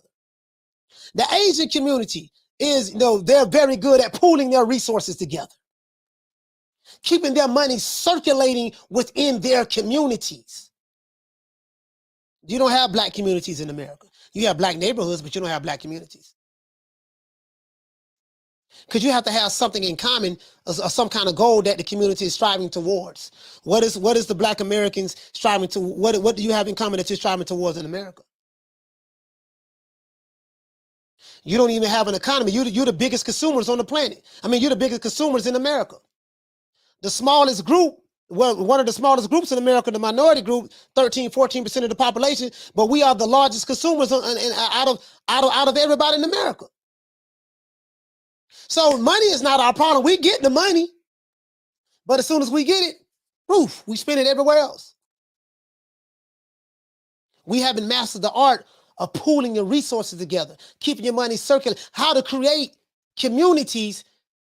And when you have a community, you set up things that everything in the community needs. Okay, we need a hospital. We got to set up a Black hospital. We need our own banks. We had all that shit in segregation. When we were segregated, we was forced to do the things that we needed to do. We had all of that. When integration came, guess what? Our money integrated out of our communities. Free at last, free at last. We got a chance to hold hands with white women, huh? White people. Little Black boys and Black girls can go to school and hold hands together, huh? Yeah. How did that work out?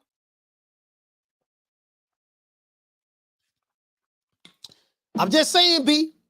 I'm just saying. Call it the way I see it. You say, Coach, dropping some truth bombs. I'm just saying, bro. Just saying. Shout out to Food Revolution. What to say, sis? You said, yeah, but what do Hispanics own or control in America, Coach?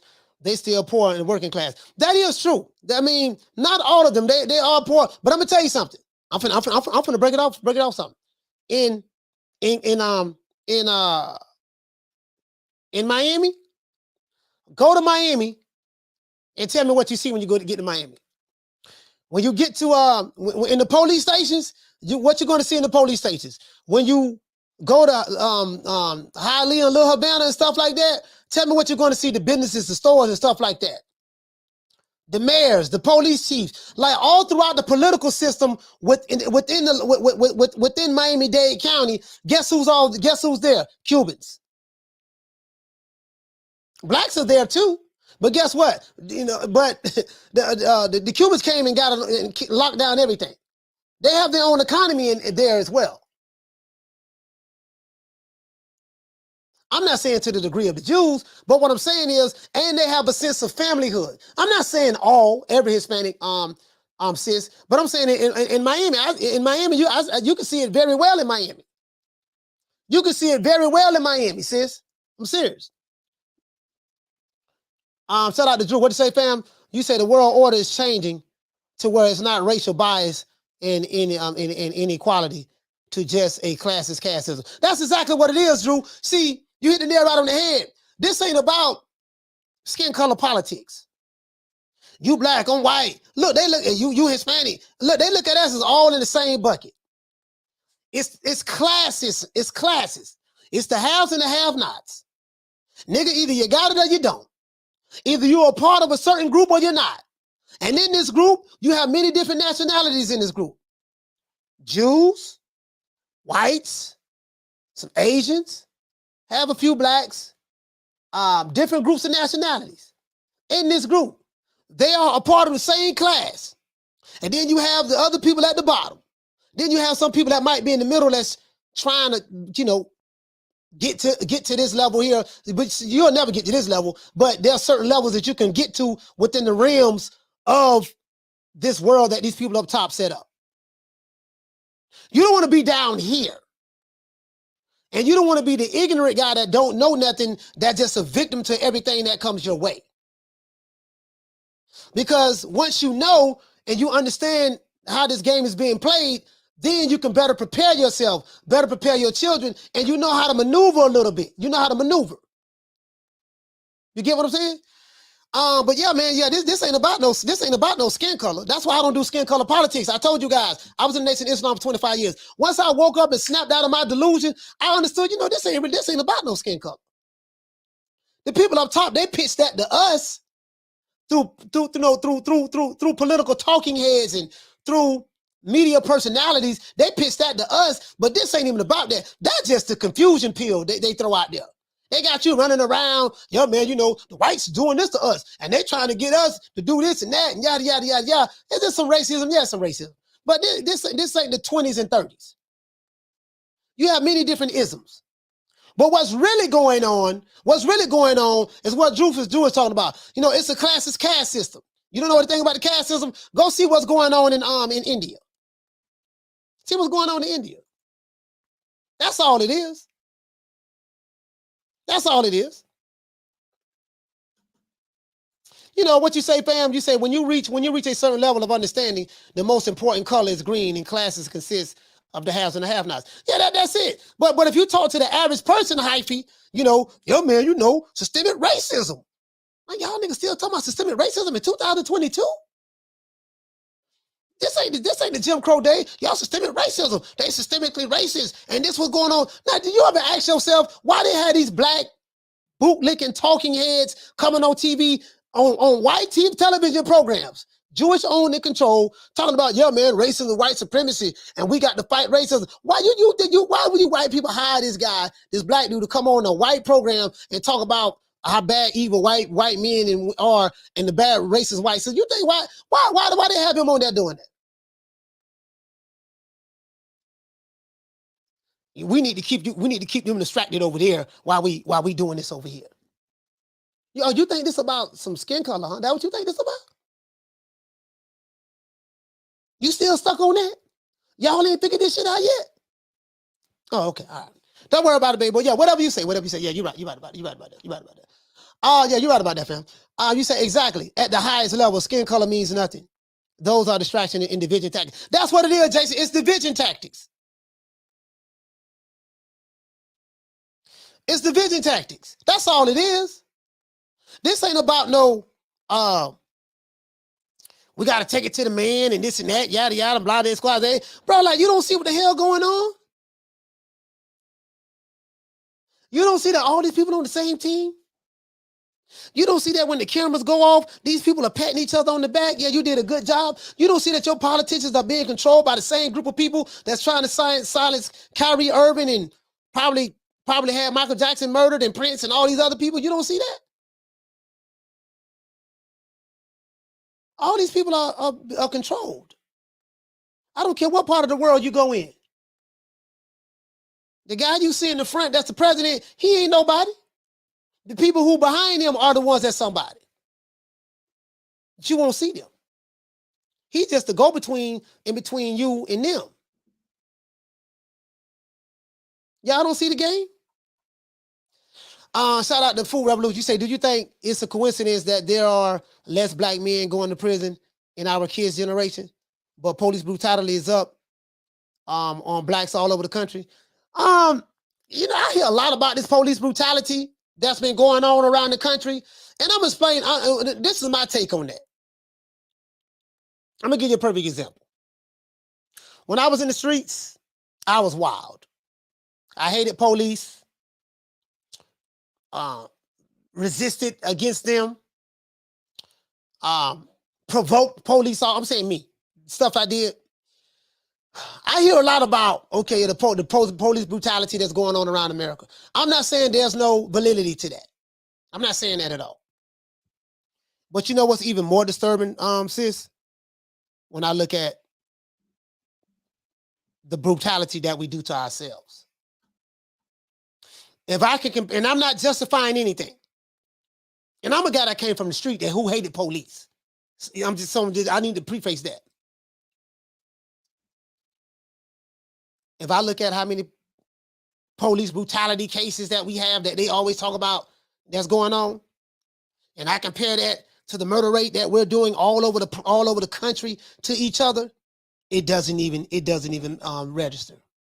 And for me, it seemed like that we focus more on this one thing. The police brutality, that might be 5% of the problem. But while we're ignoring the 95%, it's like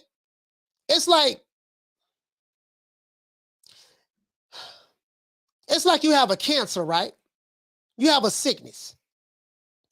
And your body has a tumor in your body. And this tumor is killing you, literally. but you have a paper cut or on your finger. And I'm not saying that police brutality is a paper cut, but I'm making a comparison. We're going to devote 100% of our time to the paper cut while ignoring the big ass tumor that's in our body that's killing us. And we need to deal with this tumor because this tumor is going to destroy our entire body. So to answer your question, you say, do you think it's a coincidence that there's less black men going to prison in our kids' generation? I don't know if there's less black men going to prison in our kids' generation. I don't know anything about that, sis. I don't know. I don't know about that. You know what I mean? I haven't done any research on this. So I really don't know. Police brutality is up among blacks all over the country. I have to sit back and do some research on that because I don't know. I don't know what the rates are. You say, do you think that black on black crime rates are higher than white on white or Asian or other races? Crime proximal. Yeah, now people do commit crimes amongst the people, the groups that they look at. What I can do, I can pull up the FBI statistics and see exactly what are the high crime rates are in different by race and nationality. I can do that. The FBI, they do put that out every year. Some people may say they don't want to believe what the FBI says because there's the FBI and all that stuff there. I do understand that. I get that. But I can one thing I can tell you, I don't know what's going on in the white communities. I don't know what's going on in the Asian communities. But boy, I could damn sure tell you what's going on in the black community. True. I can tell you that. I can tell you that damn near to a T. And for me, until we deal with our in-house problems, I don't have time to focus on out what goes on outside of the house. I'm just saying for me. You know what I mean? Until you deal with the in-house issues, I can't worry about the outhouse issues. Because the in-house issues, we have a serious problem. And it's not getting any better. And I don't see any hope at all. There is no hope as far as I'm concerned. I'm a realist.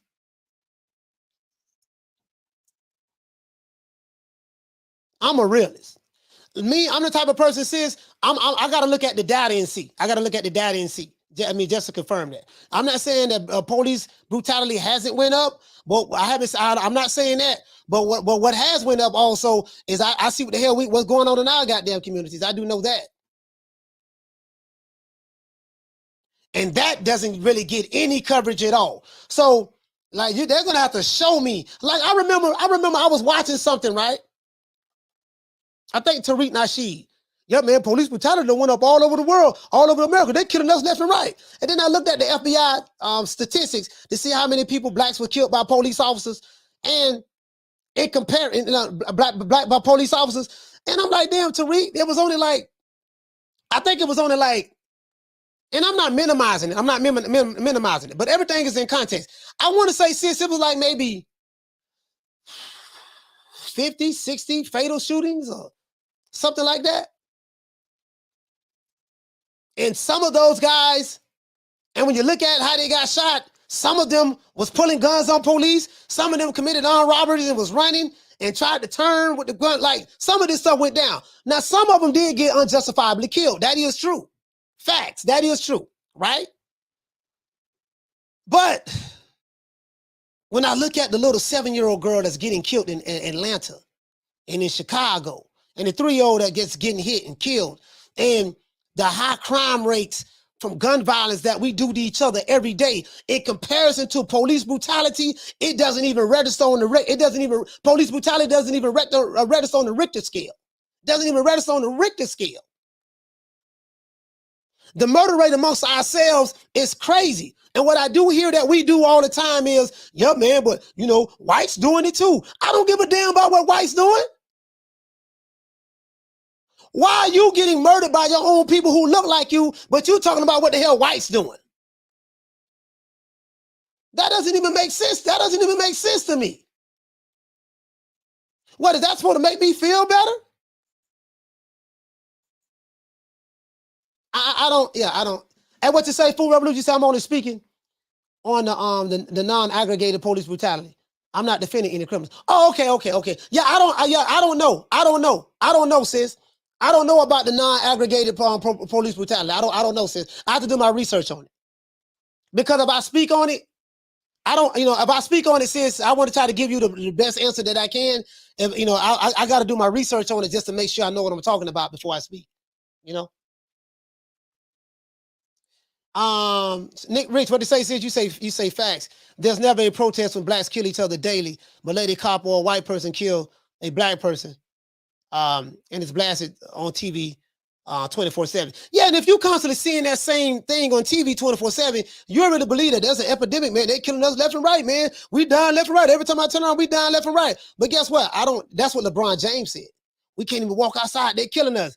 While walking with white police officers who are protecting him.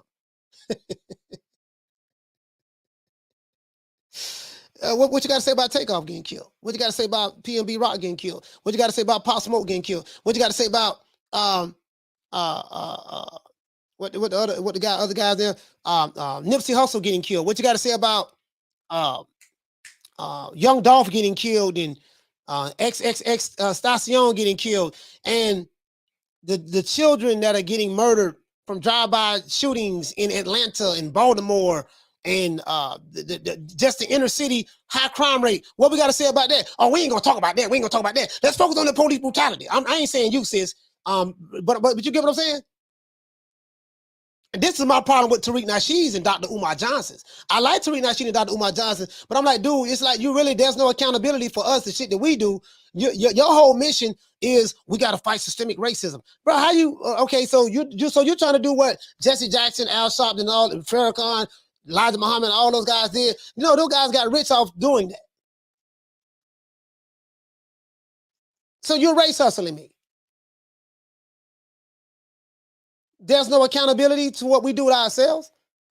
Oh, you're talking right-wing talking points. Right-wing talking points, huh? You still are avoiding. You still didn't address what I'm talking about. You're deflecting. Do we have any solutions that's going to help us solve the problems that we have within our own communities? Can you tell me something other than hit the Cash App? Hit the PayPal? Come join you. You're going to lead me?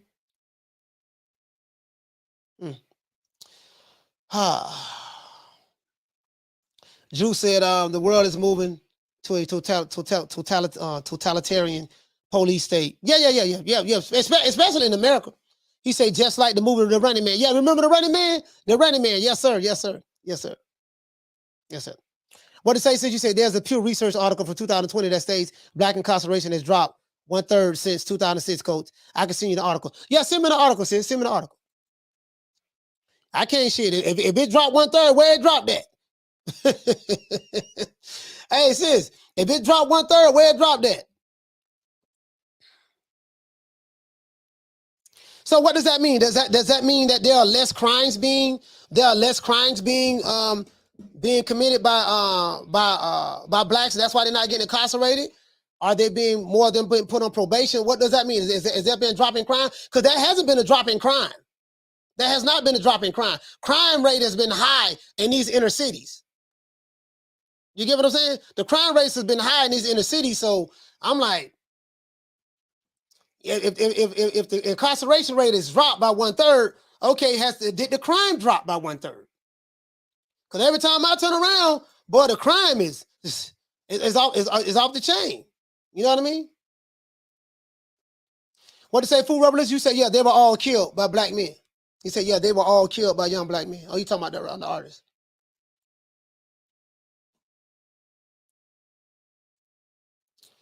I just,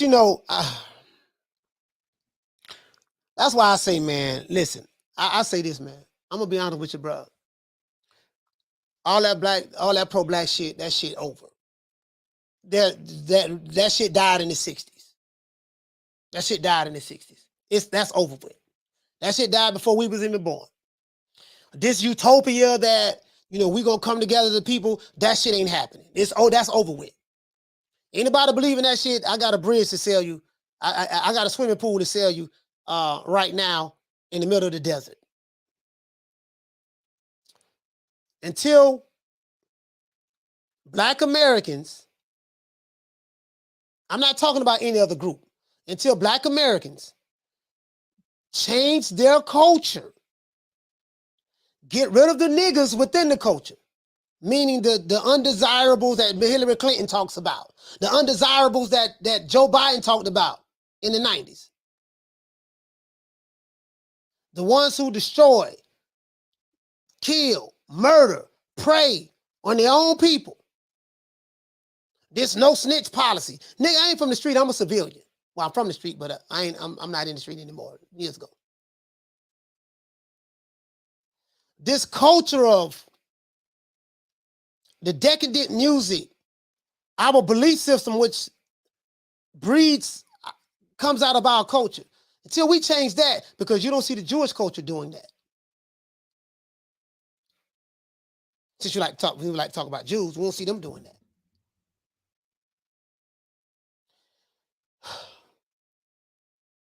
Bro, I don't know what to say, bro. Like, bro, we fucked.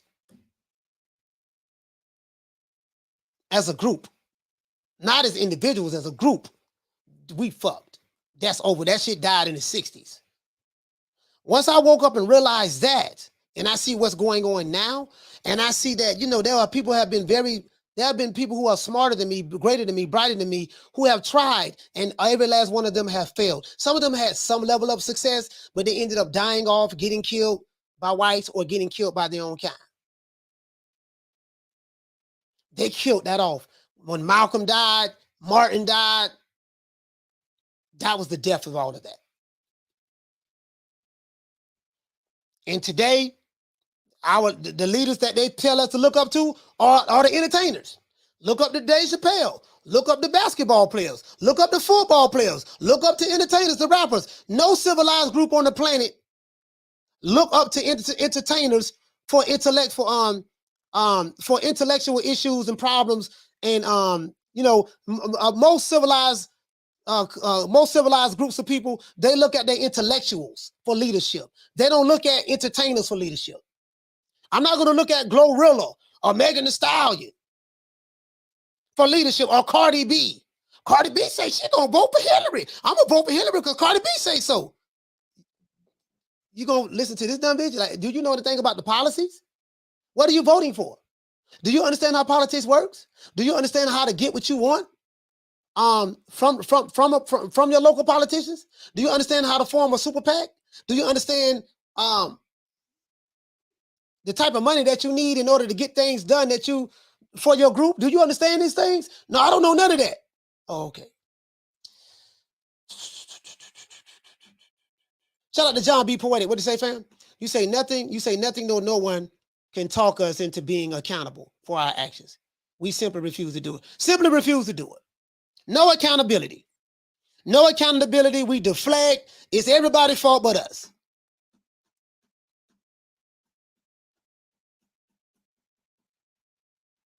No accountability.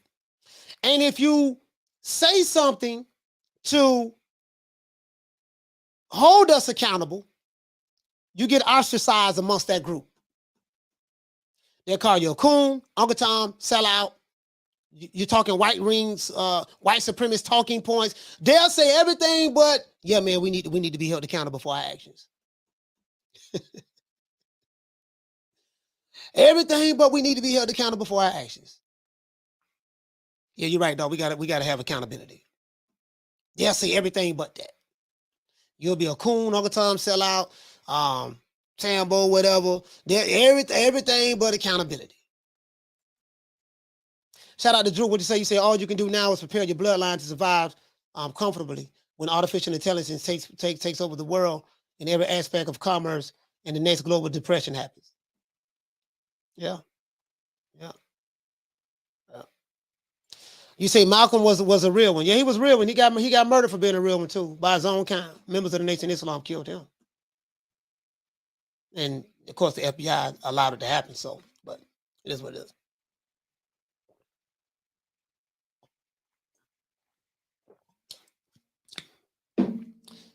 I remember when I was in the Nation of Islam, Elijah Muhammad used to say, man, God, he said Allah, he said he was the last messenger of Allah.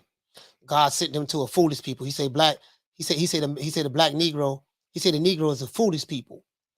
And I come to my own, but my own receiveth me not. Of course, Jesus said that. It's a parable from Jesus. And you come to your own, but your own receiveth you not. And Elijah Muhammad talked about us being the foolish people. I look at all of the people who came to try to help Black Americans, even before, I'm talking about in the 20s, the 30s, the 40s, the 50s, the 60s. And I'm like, oh my, it's something I want to say. I'm not going to say it now. I'm not going to say it now. I'm not going to say it now. But Elijah Muhammad used to talk about that. A foolish people. Foolish people. It's foolish people. Drew, what did you say? You say, oh yeah, I already read that. He said, and look who took him, and look who took him now. Yeah. Yep. He said, this, what you say, sis, this current system looks for people with great influence, followers, and pour money into propping up those influencers. Yeah, and they're called influencers for a reason too, sis. They're called influencers because they can influence the sheep to do things that they want them to do. That's why they call them influencers. But I can tell you this: there's a direct correlation between the breakup of the Black family that correlates with what's going on in our societies today in our neighborhoods. We the only foolish group of people that brag about, I don't need no man for shit, girl. I don't need to fuck them niggas. I'm a strong, independent woman. Oh yeah. Fuck these hoes. I don't care about these hoes. All you know what I mean. I'm a pimp. I'm a player. Yada yada yada yada yada. I'm doing bullshit. Oh yeah, you perpetuate. You the modern day minstrel cycles. No, you the modern day minstrel shows. And I read to you what a minstrel show was in a couple shows back. You're the modern day minstrel show. Carl, hey, what'd you say? You said more like social engineering. Yes, sir. You're right about that, fam. Social engineering.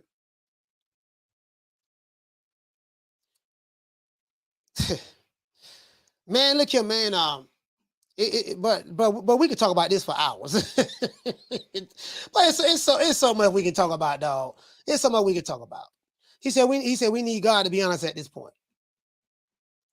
I mean, you can have God, but at the end of the day, the individual has to take action. Like, God is not going to fall out of the sky. I'm God. I'm here to take care of everything. It doesn't work that way. I've never known anything that ever worked that way. The people have to be the ones to take action. Whatever God you believe in, if you really believe in that God, your works will tell who you are. Whether you believe in Allah, Jesus, Moses, Yahshua, whatever you call them, the creator, whatever you call them, guess what? You still have to put in the work. I don't care what you believe in, what holy book you read. Guess what? You reading that book ain't gonna pay your rent, ain't gonna pay your bills. I can pray till I get calluses in my knees, and I can pray till my lips fall off. Guess what? If I don't get up and put in the work with these hands, guess what? Ain't shit gonna happen. True. And I know that for a fact. Because I haven't seen it happen yet. My 48 years on the planet, I haven't seen it happen. I know a whole lot of people. I know a whole lot of broke people who and I believe in God. But I know a whole lot of my Aunt May died broke. My grandfather, Minister Abdul Kareem Muhammad, he died broke. He believed in Allah wholeheartedly. Guess what? He died broke. He didn't have a goddamn thing. Because he didn't prepare himself. The things he did when he was younger, he didn't prepare himself for his old age. He died, left his wife with nothing. She was broke. He was a believer though, but he was a broke believer. True. I ain't going out like that. Not me. I believe in God. I believe that my God want me to have some money and be rich, and I'm gonna do what I can to get me some money and be goddamn rich. That's what I'm gonna do. Period. I gotta break this cycle of poverty that I grew up in. And I'm gonna do what I can to do that. I'm gonna do my part. I'm gonna go out. I'm going out swinging, boy. You can believe that. I'm going out swinging, or I'm gonna die trying. Ain't like I have any other choice. It ain't like I have any other choice. You know what I mean? It's either I'm gonna get down or lay down, and I don't feel like laying down no time soon. I'm gonna say my prayer. I'm the type of dude like this here. If I'm in war, I'm gonna pray to God that He allow me to shoot straight. True, true, true. I'm not the type of guy that's gonna be in war and be like, "Oh God, please take this war away from me. Oh Lord, please, I believe in you. Please." No. I'm the type of guy. Listen, man. Alhamdulillah. Bismillah ar-Rahman ar-Rahim. Alhamdulillah. You know what I mean? I'm gonna say my prayers, whatever the case may be.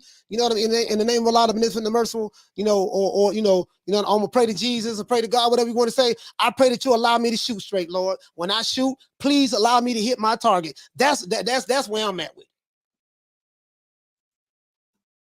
He said Black and Hispanics refuse to practice nepotism like all other groups. He said any form of accountability that people don't want to accept. Yeah, I'm praying I shoot straight.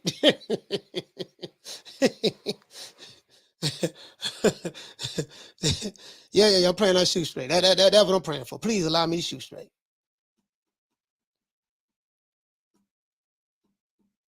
Just give me the strength to overcome my enemies. Because I'm going to do it anyway. I'm going to be fighting and working too hard to make it happen myself. Let's give everybody, man, a round of applause, man, because I don't want to keep y'all. I don't want to keep y'all. He said you cooking on. Oh, yeah. Hey, shout out to Drew. Yeah, I don't want to keep everybody up, man. Let's give everybody a round of applause.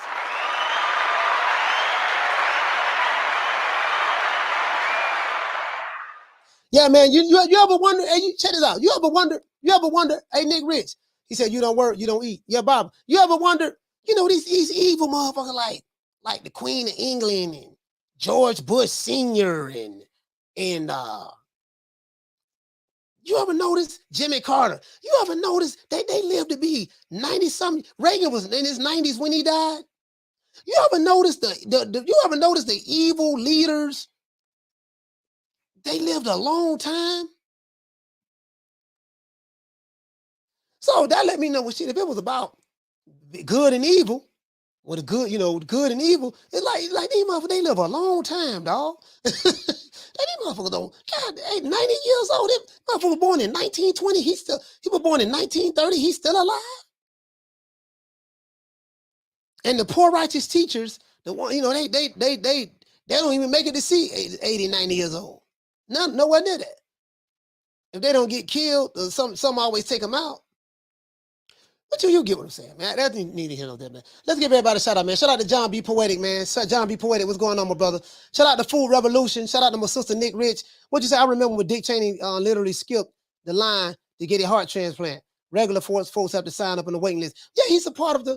And guess what? Somebody had to die to get him that heart transplant too. Dick Cheney is probably one of the most evil people but listen, Nick Rich, oh my Lord, you have no idea how much.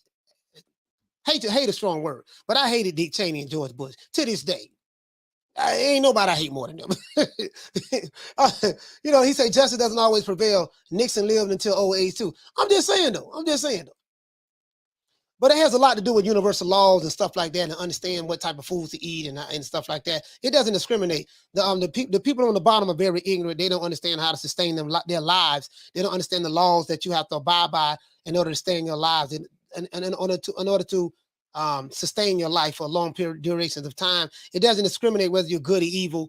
The science of eating certain foods. Remember, these people have access to things that the average person don't have access to. So they're going to eat the purest of the foods. They have the best of the medical stuff in the best, doctors and stuff like that. And as long as their bodies don't get terminal illness like cancers and stuff like that, and some of them still do get that, you're most likely you'll be okay. You know what I mean? Shout out to Jamario. Jamario, salute to you, fam. Shout out to Drew.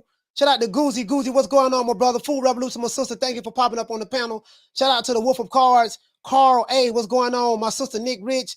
Origin, what's going on, fam? Con Shinery, always a pleasure, brother. You talked about Thomas Sowell. Yeah, I got 3 Thomas Sowell books over there as well. I read one of them. 2 of them I still haven't read yet. and also Walter Williams. Walter Williams as well, another one. Shout out to the Wolf of Cards. Shout out to my sister Lisa Bells. Little Green Eyes P was here. Drew. Shout out to Halim who was here. Salute to Elijah. Salute to who else we had that was here? Ben Adams, Amina Williams, salute. Who else we have? Elijah, Con Shonery, Jason Williams. I almost forgot you, brother. Shout out to Jason Williams. Shout out to Hyphy, Nelly Content, ENT. I want to make sure I get everybody. Shout out to Ben Adams. Salute to you, fam. Shout out to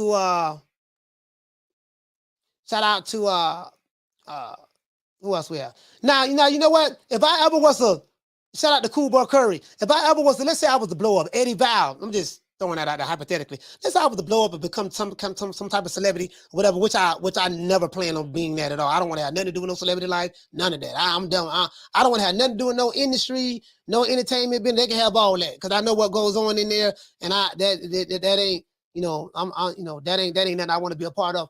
Shout out to the pugilist, the outlaw pugilist. Salute to you, fam. Yeah, I don't want to have anything to do with none of that stuff, man. I don't.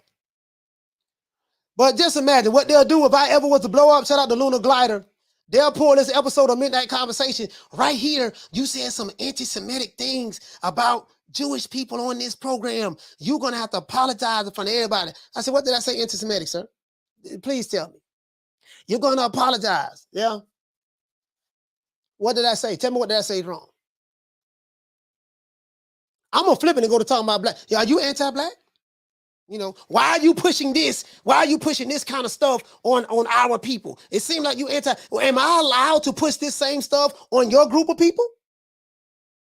Oh yeah, I'm gonna flip it on them. Cause if they want to talk, if they want to play the race card, I'm gonna play it. If that's what they want to play, if they want to play the race card, I'm gonna play that with them. Or I'm gonna flip it in a minute. I'm dead ass serious. True. I'm going to stay on code with that. Now I'm gonna stay on code. If they ever come at me that kind of way, I'm gonna stay on code. I'm gonna talk about everything. I'm gonna talk about the financing of the slave ships, the financing of the plantations. I'm gonna talk about the goods and the trades that you was involved in, stuff like that. How you benefited off of A, B, C, and D, and how you still benefiting today. No, you ain't gonna be able to play me like that. Not me. I'm just saying, not me. But I never reached that level, so we ain't got to worry about that. Other than that, though, that's it, man. It's shout out to Ahmed. Con Shonery, Guzzi, what's going on, fam? I want to say, food revolution, there's no such thing as free speech in America anymore. Yeah, that's done. The free speech is over with. There's none of that in America. Facts. Much love. Hey man, we're gonna have another show tomorrow night, Midnight Conversations. Yeah, we're doing tomorrow night because we missed yesterday, but we're gonna do today and we're gonna do tomorrow night. If we don't do tomorrow night, we'll definitely do Friday. But I want to get two shows in for the week. And let's do that, man. Let's do that. Let's definitely get 2 shows in for the week, man, for Midnight Conversations. Shout out to the one, Mr. Ham. Salute to you, fam. Everybody who showed. Oh, John B. Poetic. John B. Poetic, man. What's going on? He said they listening now, coach. It's just not enough people watching for them to care. Yeah, they don't care right now. But if I ever take off, they're gonna RIP to take off, man. RIP to take off. Migos, RIP to that brother there. If they ever take off. If I ever take off, they're gonna be like, look. No, do you want to come to this industry party? Do you want to be a part of our organization? Nah, baby boy, hold up, swole up. Let me reverse rewind. I'm good. I'm Gucci. I'm Gucci over here where I'm at. We can take you to heavenly heights. Now I'm fine down here in hell. I'm fine down here. I don't need to go to heavenly heights. I'm good. You ain't really making that much money. You can make a whole lot more money. That's okay. I appreciate that. I'm good. I don't see many examples that came before me. And I already know what the end result is going to be. Shout out to Jamario Dixon. I already know what the end result is going to be. How do I know? Because I seen all those who came before me, what the end result was. So I know that if I go down to take that same path, you guys are going to do the exact same thing to me that you did to those who came before me. So I'm fine. I'm Gucci where I'm at. I holla at you though. Holla at you. And that's what I'm gonna tell them. Other than that, that's it, man. That's what Coach Malachi Williams signing out. Midnight Conversation where expectations meet reality. It's always, it's always nice. It's always nice, man. I thank you guys so much for showing up. I really do. I really appreciate it. See you guys tomorrow, man. Tomorrow night, man. Midnight Conversations. Other than that, peace.